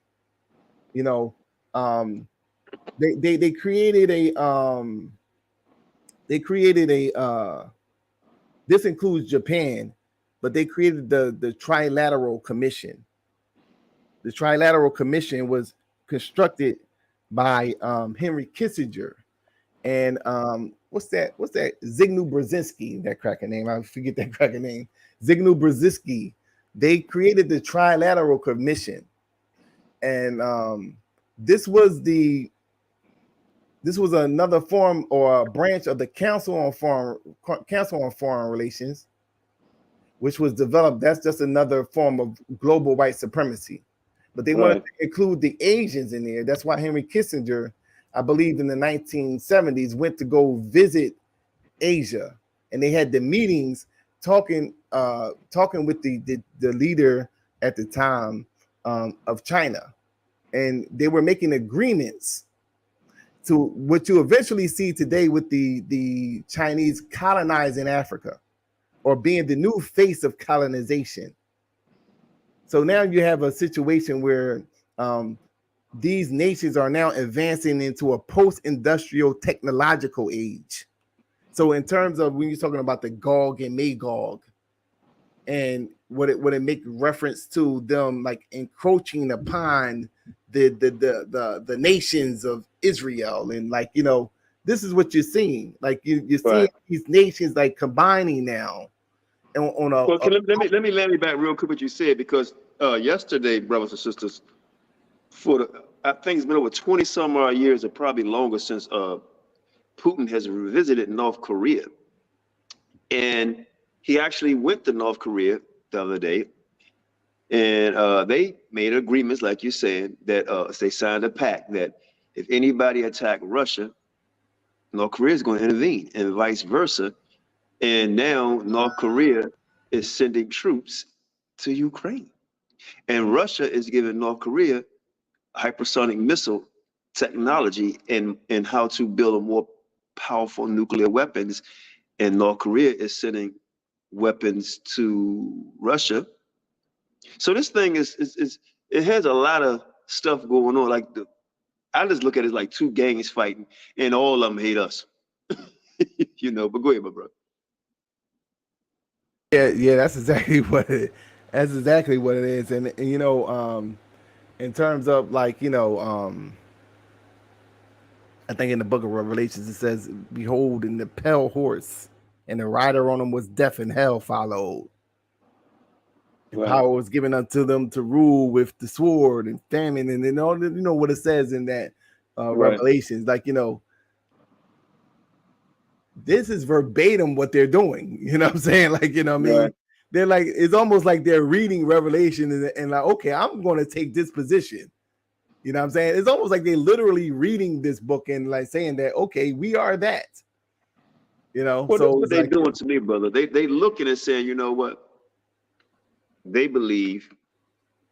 I believe a lot. We're talking about us, and I do believe these people believe. Some of these leaders believe. You know, we may call them Satanists, and the reason why I say they do believe is because they read, right? They get a lot. They get a lot of information from brothers and sisters around the world. You know, a lot of the technology and everything. So they listen to us. So they just going against what the Bible says. Okay, the Bible don't like this. Let's do that, right? Let's mix them up. You know, let's make them eat. Let's make them eat these foods, right? Because this weakens them. You know, that's like you said earlier. Let's put alcohol in their neighborhood, abortion clinics in the neighborhood, and say, well, how does this help them? Well, this is their rule. You know, this is their rule, and it's very scientific the way they doing this thing. And it's unfortunate that our people is not into that. We more into sports and sex. You know, we're not into this. You know, and this for my Bible stompers is great to have information to know, and I'm not going to say enemy, but to know your counterpart. You understand? Right, right. You know, it's good to know them. You know, real quick before I let you finish up, I was talking to a friend of mine, and I said, you know what, man? I said, what I did, I stayed as a young guy. I stayed close to the bad ones, not because I wanted to be bad, because I wanted to know what the hell they was doing, so I'd be able to get out the way. And I didn't participate in it. Mm-hmm. You understand? And I stayed quiet. All the guys in the neighborhood said, man, you know, he was quiet. You know, Q was quiet. And the lady said, no, he wasn't, because I was quiet around who I need to be quiet around so I can hear what's going on. And I'm saying this to the brothers and sisters that's listening. It's very important because information is power, you know, whether it's old or new. And I'm going to tell you something, everything that F.O.P.E., that any Israelite church group or anything that we bringing out has already been brought out before it. All these are books, and this is stuff that that's been hidden, and we regurgitating it, but putting the pieces together. You know, so I commend you on this because, you know, some people may say, well, you know, I heard this before, because I heard some of this before, but the way you put it together, you know, is good, because a lot of people that's way younger than you and I both don't know this information. And then a lot of us forgot about it. Mm-hmm. You know, a lot of us forgot about it. And this type of information should bring you closer, for me, this is just for me speaking, to the Bible, because you guys say, well, what's the purpose? Right? What is the purpose? Why are we in last place, seem like? You know, why we hate each other? Why everybody don't, why they trying to get rid of us by drug warfare? Right? It's a lot of stuff that's going on. So, hey, indigenous black man, y'all put the link in the room so he can come on the platform. Yeah, you know, bring your ass up here, man, because you sit up here running around here. That's my brother. Y'all get along. You know, Rodney King say, can't we all just, he cool, but he just be, you know what I mean? By the mere fact that you keep on mentioning that, it's like, yo, tell this dude, like, yo, you tripping, man. Who's indigenous back then? Yeah, I brought it up because my dear brother, I brought it up because I saw last time he was on, you said he took some of the information. So if he did, he should give you credit, but he said he didn't. So, you know, come on and talk about it, you know. And but I think what was brought out, if he did, well, I'm not saying he did. He's speaking on some of the stuff that you spoke on. I think it's good information for the people to know, you know, even if they don't believe in the book, so they can know exactly what's going on, what not to eat, you know, what not to drink, you know, who to trust, who not to trust, you know, why all this, what do they call it? Planhood, something like that. How can you plan to be a parent by getting rid of the child? It don't make no damn sense. It's an oxymoron. But put somebody, hey, Shawshank, put the link in the room real quick. See if the brother want to come on. If not, then we're going to close out soon. But go ahead, bro. You want to let me back or say a few more things? If if you could put the link in the room, because I'm at work, I can't do anything. Go ahead, Al. Yeah, you know, it definitely was a good presentation. Like, yeah, like as what you were saying, the goal is just to inform the, you know, the people that didn't know the information, or the people that, you know, forgot about the information, and understand the connection that transcended generations in terms of what they're implementing. It only began to become more sophisticated over time. Do know that the AIDS virus is a form of their agenda. The war on drugs was them orchestrating their agenda. Birth control, abortion is them orchestrating their agenda. And it all started from the ideas of these individuals, even to the point of them tampering with the food. It's necessary that they have black people in the only way white supremacy can work is if black people are insane. As what you were just saying, you know, why we're so, you know, obsessed with sports and, you know, music and things of that, is because we've been conditioned to be that way. We've been conditioned to be that way. And this is not like, you know, from a standpoint of, you know, because people, even us explaining to the masses how we are victims of white supremacy. They made that as a talking point. Very clever beast. Oh, you're playing victim now. Right. What you mean? I gotta play victim. I'm a real goddamn victim. What are you talking about? You're using a race card. And then they make it like that's not me saying that I'm not going to do nothing about it and just feel bad for me. But if you did something, I'm saying that you enslaved my people. You raped my women. Oh, you're playing victim. No, yeah, that's exactly what you did. What you talking about? So he's so arrogant, right? That not only that he does things to you, he don't even want you to say that you did this to me and that was wrong. How dare you say that, what I did to you was wrong? So this is an arrogant position that they have now took in response to us pointing out the atrocities that these people has committed. And they have programmed our people into making these same talking points. Oh, yeah, here go your dog. Here you go with the victim stuff. You sound like a damn cracker when you talk like that. Right. You got even black people now saying that, they're playing victim. I remember in the 90s. And I like calling names. This guy, Tazariak, he says, oh, y'all dealing with colorism. Like so-called racism or doesn't exist. That so-called color don't matter. It does matter. Before I lose my chain for indigenous black man, I want you to come do a class on over here, if you don't mind, my dear brother, on the title indigenous black man, because I have a book 78. There was some black people here. All right. So it's a lot of stuff that needs to be brought out, and I just want my people to get information. But yeah, back to what you were saying is you playing victim and all this stuff. No, because we are victims, simple as that. Oh, Solamind, he says, I said Solamind trying to jump in my lane. I'm done presentations. I've done presentations / teaching on this from 2019. Tell Solamind to show you one from then. I can't see because that's hard anyway. I guess you're saying show yours or whatever. I mean, I would just say this. I'll say it this way. If it's not, because we had people take stuff from us and utilize it. If it's not verbatim, then it'd be pretty hard-fetched to say this, because this is out there in books and it's out there online. I don't think that we are monolithic in any shape, form, or fashion. We're different, and sometimes we could come across the same information. Now, if you're saying that he took your stuff verbatim, he said I'm going into his lane. He's saying, okay. I can show you. I can show you back in, like I said, I debated Ngozi of the Amara Squad, and I think that I could bring in. I think it's still on Blog Talk Radio. Come on in the room, man. Come on in the room. If I can actually pull that up, yeah, that was back in like 2012, brother.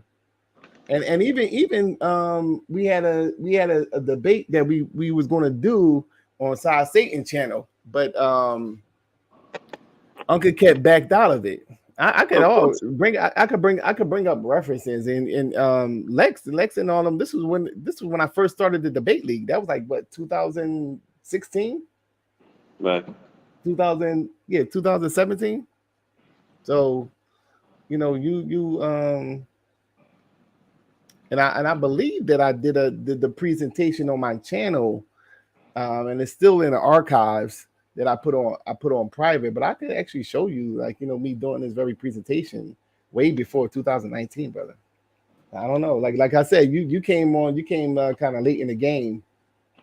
Trying to say that the Solamind is copying you, brother. I've been in the mix for years, brother. I go back to the early 2000s, bro. Well, the link is in the room. If anybody want to come on and ask any questions, you can, or just talk about something briefly dealing with this topic. you know, because again, we're gonna have Lee Cummins coming. I'm gonna try to get him on tomorrow, but my family, he got some things to do, so I'm gonna try to do it myself. Apostle's coming back on. I'm not gonna mention the brother name, but he's gonna come on here. He's gonna bring out some stuff, and he wants to take on Naphtali, but I want him to show some stuff first. So there's a few people that's gonna be doing some things, and you say you gotta come. Oh, you don't want to say the name? Yeah, I don't want to say the name yet. Okay. He's going to actually, he's supposed to be doing a presentation today, but some things came up. So hopefully he'll come on, what's the day, Wednesday, next week. Most likely probably do a lot of stuff next week, you know, but y'all tune in. You never want to come up on the panels, but you sit up there talking like, I'm like, I mean, it's cool, but you dealing with like QANATH don't really know me and what I do. So he taking it like you're serious. That's the point why he wanted you to come up, like you were seriously saying that I was, because he's dealing with a situation where somebody's literally doing that to him. So he thought that you were serious, like I literally was taking stuff from you. Yeah, I did. You know what I'm saying? Like, so that's why he wanted you to come up. You know what I'm saying? Now, me being in your lane, I may have, you know, I could, you know, say, well, that's your lane. If that's your lane, that's your lane. But me, I be dealing with a lot of stuff. Like, I could do a presentation on, you know, just the New World Order and, you know, this whole idea of, you know, I could get into different areas. This is just one of the things that I delved into because these guys were trying to promote, you know, Darwinism and the whole nine. And me and the beef with me and Uncle Cat goes back. I think, you know, Sinetta had the little, Sinetta was on Blog Talk Radio then. This was years ago. By the way, we're gonna do a show on just to troll his ass. It's gonna be called Star Chicken Show, and y'all gonna have a hilarious time about that, just to have some fun, you know. I tell you, man. But I checked out, and I want to have a discussion with you. I talked with you know, the sister Karima, and she mentioned you, and we was going to have a discussion together. I seen Indigenous Black Man's presentation, and we did have similar information, but a lot of stuff was different from what I seen. You know, you delved into you got into the something that I didn't get into, far as with the psychology and how they began to promote, you know, the Francis. Man, come on the stage, brother, because we want to hear some stuff, especially. I mean, you know, Unc, he's old school. Them guys, man, they washed up. You know, they washed up. So we trying to get this new school of thought, man, and with everybody. This is just a beginning of collabing everybody together. So if you can get on, come on the show, man. Go ahead, Doc. I'm sorry. Yeah. So yeah. I mean, I was just on Uncle Get channel the other day talking about this shit. I was just on Uncle Get the other day. Right. On his channel the other day, beating them up on this joint. They talking about the hunter gatherer and all that. So you need to get on the Solamind team. You know what I mean? And we could go ahead and sharpen still sharpen still is what they say. You know what I mean? But you know, me actually looking at your information and copying it, bro, I wouldn't even. My integrity wouldn't even allow me to do that, first of all. And then, like, second of all, I've been doing this for years. I didn't know, and respectfully, I didn't know who you was until maybe a couple years ago. You know, but that's a cool brother right there, man. This Black man, very cool brother. Yeah. And you know, we could definitely build, because we had a conversation after Kareem showed his presentation a couple of weeks ago. You know what I'm saying? So it was a good build. And you know. Also, wait, you gotta come on, do one over here, brother. You've been following us for years. So you gotta. He's scared to come out. He's scared to come out. That's what you gotta pull him out. He's scared to come out. You know what I'm saying? He's been on before. I just wanted to do something on. No, I'm telling you, I've been trying to get him to, because he's been talking this stuff for years. He'll be in there trolling, and I'm like, come up and give us some information. Come up and he never want to do it. He never want to do it. He's going to do it. He's going to do it. People want to hear, hear information, man. Like I said, information is power. You know, for sure. Well, this is what QANATH is saying. He's saying that you're Man, looking up hold on, something. Solamind. I'm sorry. Come on the platform, man. I'm tired of talking. We tired of talking to the. You know how I get. Exactly. But you've been saying this, so I know QANATH is telling the truth because you've been saying this for the last like couple of years. Like, you know, I've been using it. Well, it could be insinuated that you're insinuating that I sold it because you're saying you're using my information. These are the terms that you say. So a person reading that would assume that like I'm stealing your information and trying to pretend like it's mine. So that's why he took it that way. Yeah, that's all. I mean, it was in the comment. That's what we thought. I mean, go back and look at the last show. That's all. I mean, it ain't that big a deal to me at the end of the day, and be honest with you. You know, I just want to have some good dialogue. Yeah, information is information, and you know what I'm saying, like, you know, like I said, really, if we agree on a lot of stuff, we should be more so working together than anything. You know what I'm saying? Y'all sound like y'all doing I mean? a lot of stuff, man. You know, so we could definitely get this collab going. You know, for sure. You know, and fam, never said I know I keep saying I'm gonna do my shows, and I mean my lessons, and I am, man. I'm gonna tell y'all this is not easy to do. It's really not, man. With studying and working and family and YouTube and coming, because think about it. When you do a presentation, you studying it, you gathering information, then you putting it together, then you go over it so you make sure it come out right. So you already done it, and then you go on YouTube, then you gotta do it again, right? And then somebody challenge you, then you gotta do it again. Right, that's like when we carry that Negro only, man. We just said that stuff so many times. Like, my goodness, you know, it can wear on you, you know. But but you know, like I said, like, you know, I deal with this area. You know what I'm saying? So, I guess, you know, indigenous black man saying that's his lane. But you know, I got presentations on feminism. I was breaking down the feminism. I got presentations on, you know, the New World Order, just like, you know, what people call conspiracy theory. I'm kind of bringing rationalization to it. I got stuff on chemtrails, and you know, this is all my, you know what I mean, the white manologist. You know, I gets into, you know, since I was Muslim for 10 years, I could go inside the Quran and show how they actually believe, and the Muslims don't like this, that they actually believe that the children of Israel are the chosen people. I could go and show them. It's in a book, man. I can show them in the Quran. Out with me to camp. Yeah, I take the Quran, and I knew it back and forth, man. So they do believe that. I think a lot of my dear brothers, not all, because I don't want to insult anyone, but a lot of them actually haven't read the Quran.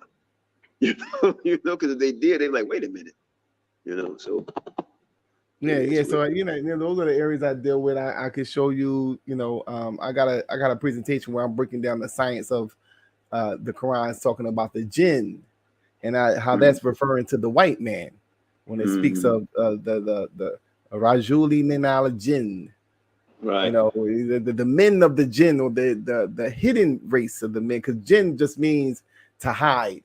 And you know, you got the genie that's inside of the lamp, which you see in the mythologies, like, you know, Aladdin, and they call it a genie because it's like, you know, more of a what is, like, you know, an adjective or a suffix or a prefix to something that's hidden. So it's called a genie, and has the connotations of the jinn word because it's a being that's hidden inside of the lamp. And when you talk about the embryo in Arabic, it has that same connotation of jinn in it because of the fact that it's hidden inside of the woman's womb. So when it refers to the jinn, when it says Rajuli min al jinn, Rajul means men of the hidden, or the hidden race of men. It's talking about how the European was secluded in the northern hilly caves of Europe and isolated from the rest of humanity, so much so that they were in many ways hidden from the rest of humanity. And so, hey, Solamind, sorry to cut you, and thanks for the information, because I was going to ask this question. Do you think so-called Muslims, right? What's the difference between them and Christianity? A lot of us seem the same to me, you know. But that's another topic. You may have your first debate on the new channel, man. Over here, somebody said Brother La versus Solamind. Brother who? La. Who's that? I have no idea. Asec77, come on a platform and explain who is that, or tell that person to come over here and let's see what they're talking about. You know, see what they're talking about. So we, like I said, this channel is going to be used Is also. that Asiatic black man? I don't know. Asiatic 777. I don't know. Law versus Solamind. Yeah. So yeah. Well, the Islam that you see today is a form of Christianity. Just to answer your question, because you can ask them the question. Oh, brother, Lau on Satan.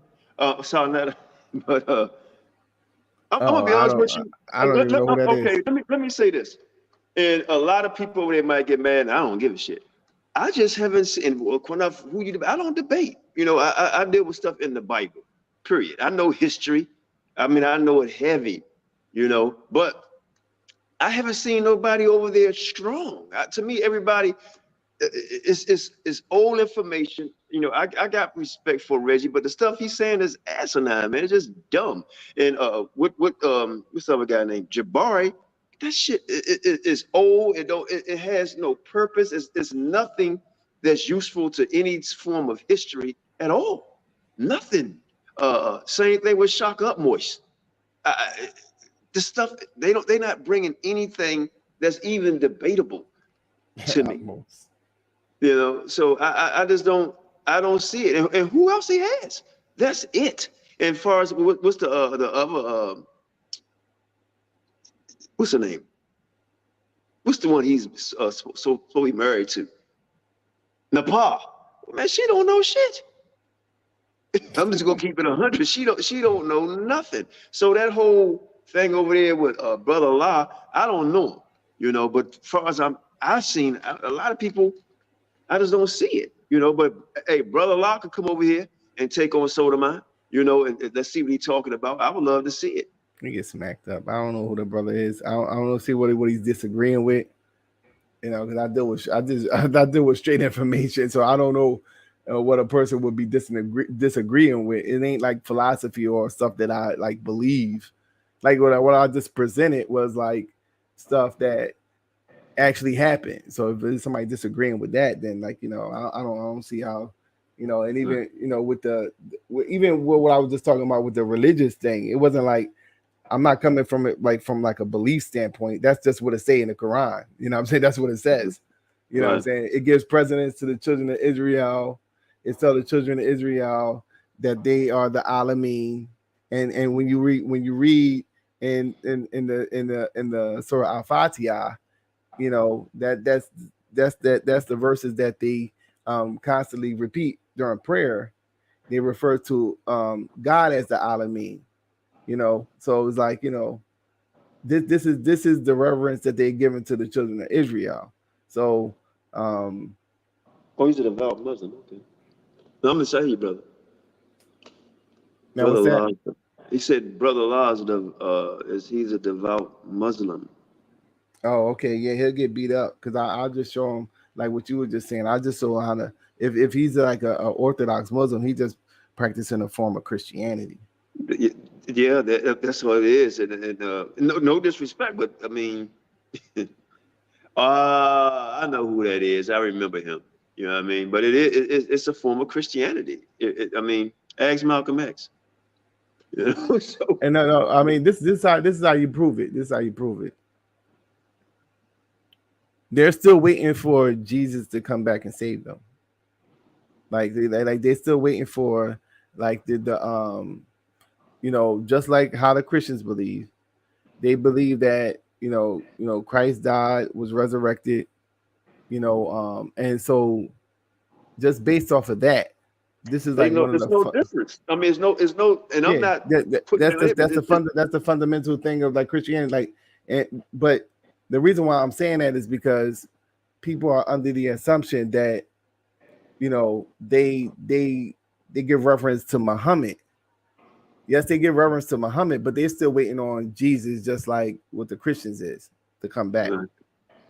I cannot say the person. Can you say that person's last name? Made the last comment on here. SHUJ I think that's AA. Shuja. Shuja. Yeah. Hey, and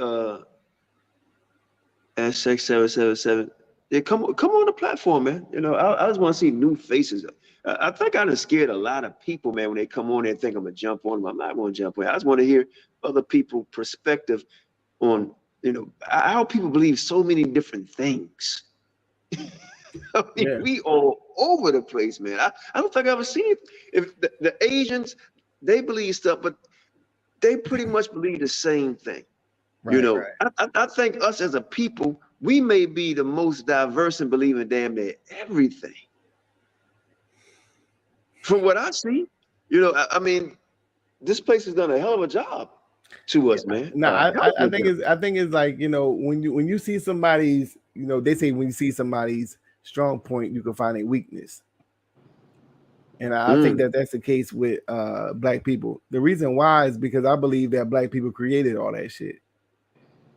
We like the authors of all this stuff. Like they, and you could see it like with, for example, like with hip hop, like it's a world phenomenon now. So much so down now that people don't even want to claim. Like you got the Korean, they call it K-pop, right? And when you look at K-pop, you see New Edition. You know what I'm saying? You see Bobby Brown, and you see aspects of that in their K-pop. But they try to disassociate it with, you know what I'm saying? Well, it's the same thing like with reggae music, right? Certain Hispanics, they say reggaeton. What the hell? What you mean? It's reggae. It's a lot of culture vulture stuff that's been going on in our community for years, man. Yeah, You know, and that's what they do. That's what they do.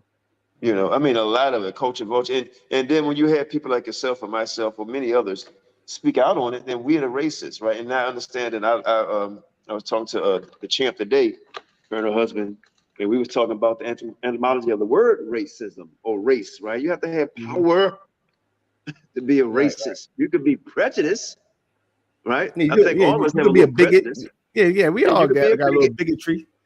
Right. You know, and there's nothing wrong with being for your race first. You know, there's nothing wrong with that. You know, I mean, what's wrong with that? You know, it's like I go by the definition that Neely Fuller said. Like racism is white supremacy. There's no other form of racism on the planet. It is. It is racism. it is. Yeah. So I mean. It's just sad, man. And I'm gonna tell you, since our eyes, people that's listening, even people in the country community, eyes have been open to certain things that's going on. It can make you sad, it can make you mad, but it can also make you happy that you can see it and know how to stay out the way of it. You know, how to stay out the way of it. And quite frankly, I want to ask your opinion on this before we close out. Mm-hmm.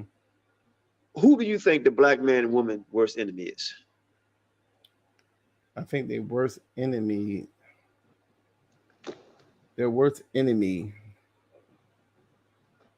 is the white man. It's the white man. I know people say it's themselves.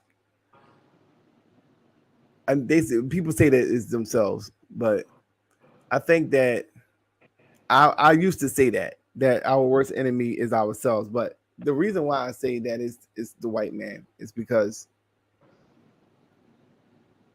he has this thing down to a science, and we underestimate the tactics that he does on our psychology.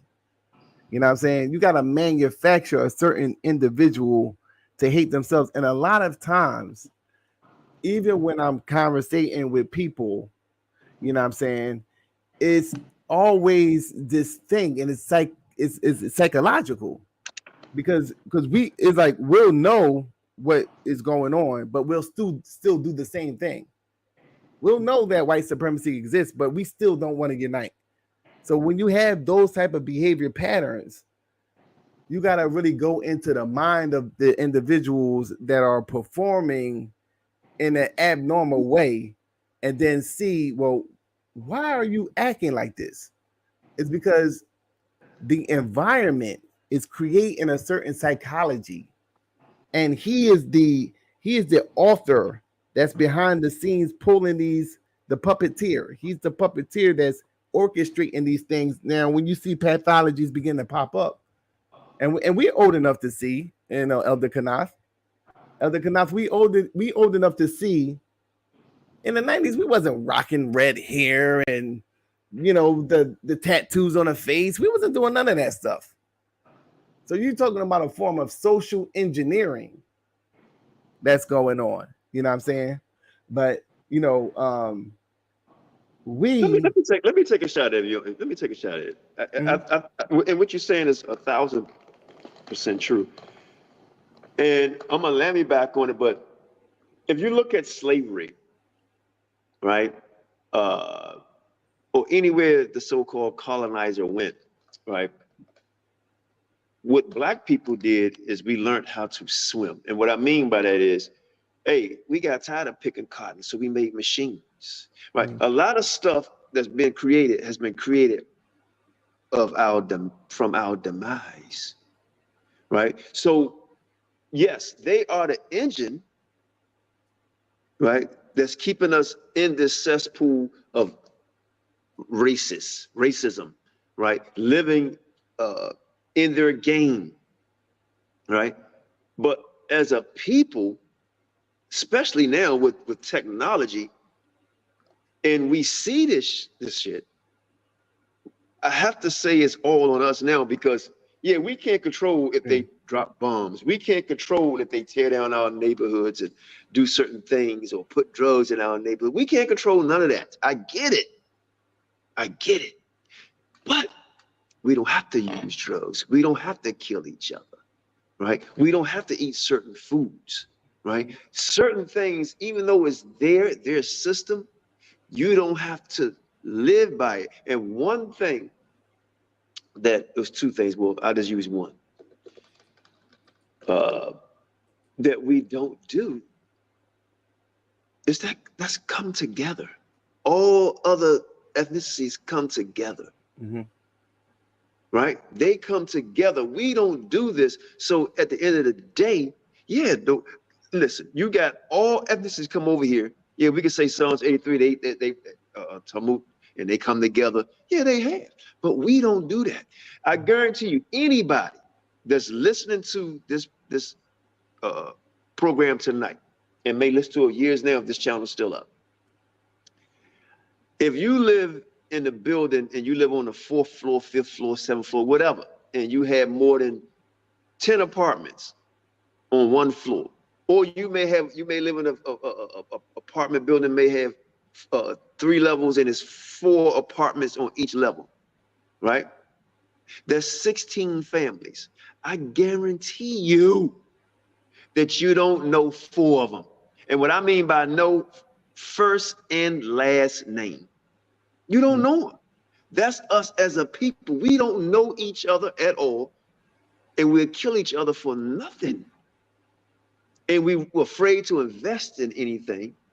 And instead of having a debate like we trying to get things started and do it constructively and be able to handle constructive criticism and to agree to disagree, that's fine. But we rather shoot each other, right? So I agree with you. The white man is the head of it. It's the head of it, right? He may be the ocean, right? But we can build a boat. You understand? So I mean, he may. It's a lot of stuff that he does, but it's ways around it. So we are to me, we are our worst enemy. I see Shaw Shannon popped off, so I know that's the clue. You want to wrap it up. So I'm gonna let you go ahead and get the last, so we can end this because I gotta wrap it up too. Hey, damn, I just realized it's 11 o'clock. But I'll let you go ahead and get your last word in. Yeah, I gotta do another stream too on my channel. Okay, no doubt. Yeah, some nigga S, but it's all no, some BS. Yeah. But don't tune into that nigga shit. Don't just we try to bring some positive stuff. Don't tune into that because I'm be going crazy. But like it was definitely a good show, and what you were saying, like I can't argue with what you're saying. I just personally believe that it's something going on with us psychologically that we need to deal with, and it's almost like you're in an insane asylum in a way to kind Hey, of make so you it know what clear. it is when you say something going on in psychology like that with us, with our mind? It's fear, brother. It's No, fear I don't because think it's just fear. I don't it's think that. part of it. Part of it. I'm gonna tell you. I'm gonna give you an example. Like on a job, you will have so-called black people. They get in positions, and they're like, "Man, the hell with that. I worked hard to get in," and they right. But it's the same. It's the ice in the freezer, right? We afraid, man. You know, and a little bit crazy. Something ain't right. I think that fear is an aspect of it when you're looking at the working world. You know what I'm saying? But I'm talking about. I done dealt with, like I said, we had a private conversation where I talked about stuff. I was just about in just every type of organization, and it seems to me that it's a thing that I seen other races of people how they operate, and they don't have those type of clashes because they have a social system that prevents them from clashing in that way. And that's one of the things that we had during segregation. And a lot of stuff that you're seeing now is like kind of post segregation, going into a more integrated. As we begin to integrate in with the dominant society or white society, we allowed our children to be educated by these people, and now you're seeing certain psychological things become prominent amongst us as a result. And you see, like,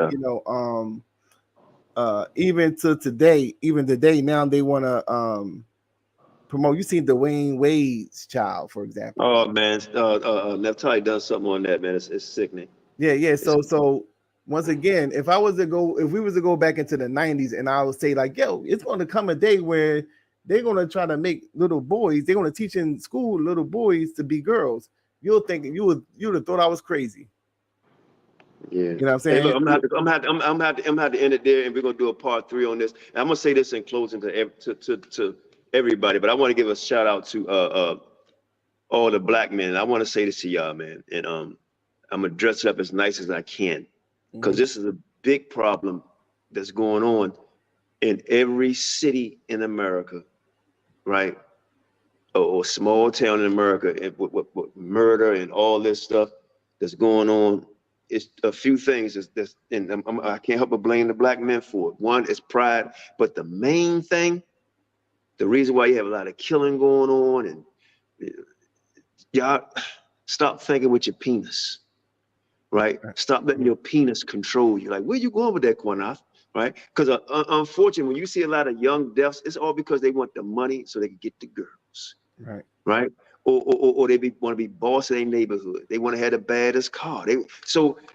You're thinking you want to be something that you are, but you don't know how to obtain it. Right? And when I say something you are, you already rich. And once you start realizing that the possession of this world don't mean shit, right? And what really counts is food, water, and shelter. You understand? And what I believe in, serving the Father, right? That's what's important. Not your penis, right? Not your nails done, not your hair, right? Not showing your curves. I'm talking to the women now, right? So a lot of that's what's going on in our community, brother. That's what all the music about. I'll give you an example, and I love this music back in the day. Marvin Gaye, Sexual Healing, right? All these sexual songs and all that type of stuff, right? This song Kendrick Lamar wrote, man, I like that. They ain't like us. You know, certain things, man, has been lost in our community, and we're worshiping things that we shouldn't worship. It's just a fact. It's a fact, man, and we don't know how to control ourselves. We don't. I'm telling you, where I be going, when I see people yelling up and down the street, it's black. Earphones at a metro or walking down the street, right? Screaming and hollering, rapping crazy shit out their mouth, loud. It's black people. Wearing bonnets on your head and flip-flops to go to the store. It's black people. Jeans off your ass. It's black people. Can't go in a neighborhood that you don't own It's us. It's us. Carjacking each other. It's us. Shooting each other over drugs, $20, $300. It's us. This shit has been going on, man. I remember when I was a young guy, man, that had this jacket called 8-ball. They was killing each other over damn 8-balls jackets, bro. I don't know if you remember that shit. Yeah, I right? remember that. I was a kid, but I remember that. Yeah, this stupid stuff. And now you can't say nothing to the children. So, I mean, for what I believe in and what I know is true for me, the time is coming where a lot of our people, man, is just, you're going to look outside like, where the black people at? That's what's coming. It's going to be few of us, right? Between all the alphabet stuff that's dealing with the so-called rainbow, that's going to burn itself out. It has no choice because they coming younger and younger, getting younger and younger. So if you're young and acting like that, you can't reproduce. If you're mixing, you can't reproduce. If you're tying your tubes and burning them and getting them clipped, you can't reproduce. If you're being accused for certain things and it don't happen, you're getting clipped. As men, you can't reproduce. If you're taking your job more so than raising your family, oh, what you mean raising your family? Well, all you need is a piece of land, a half or a quarter of a damn acre, right? That's all you need, man. But thanks for coming on. Thanks, Shawsham. Y'all look forward to some other stuff that's coming out soon. I want to come on tomorrow, but I doubt it'll probably just come back Monday, because that's when Shawsham be back. I mean, I could do the show. I may do it, but I'm tired myself, man. But thanks, Sotomar. And y'all look forward. Neftali got something coming. Y'all please tune in to CUC Family Honey Badger channel, and Sotomar and everybody else, and ones I forgot, please forgive me. Thanks for holding it down, say y'all. And everybody in the chat, man, most I bless y'all, man. Thanks for tuning in. And we really appreciate y'all. And the ones that just joining in and may not believe what we believe in, thanks for tuning in, man. Y'all still our brothers and sisters. With that, shalom.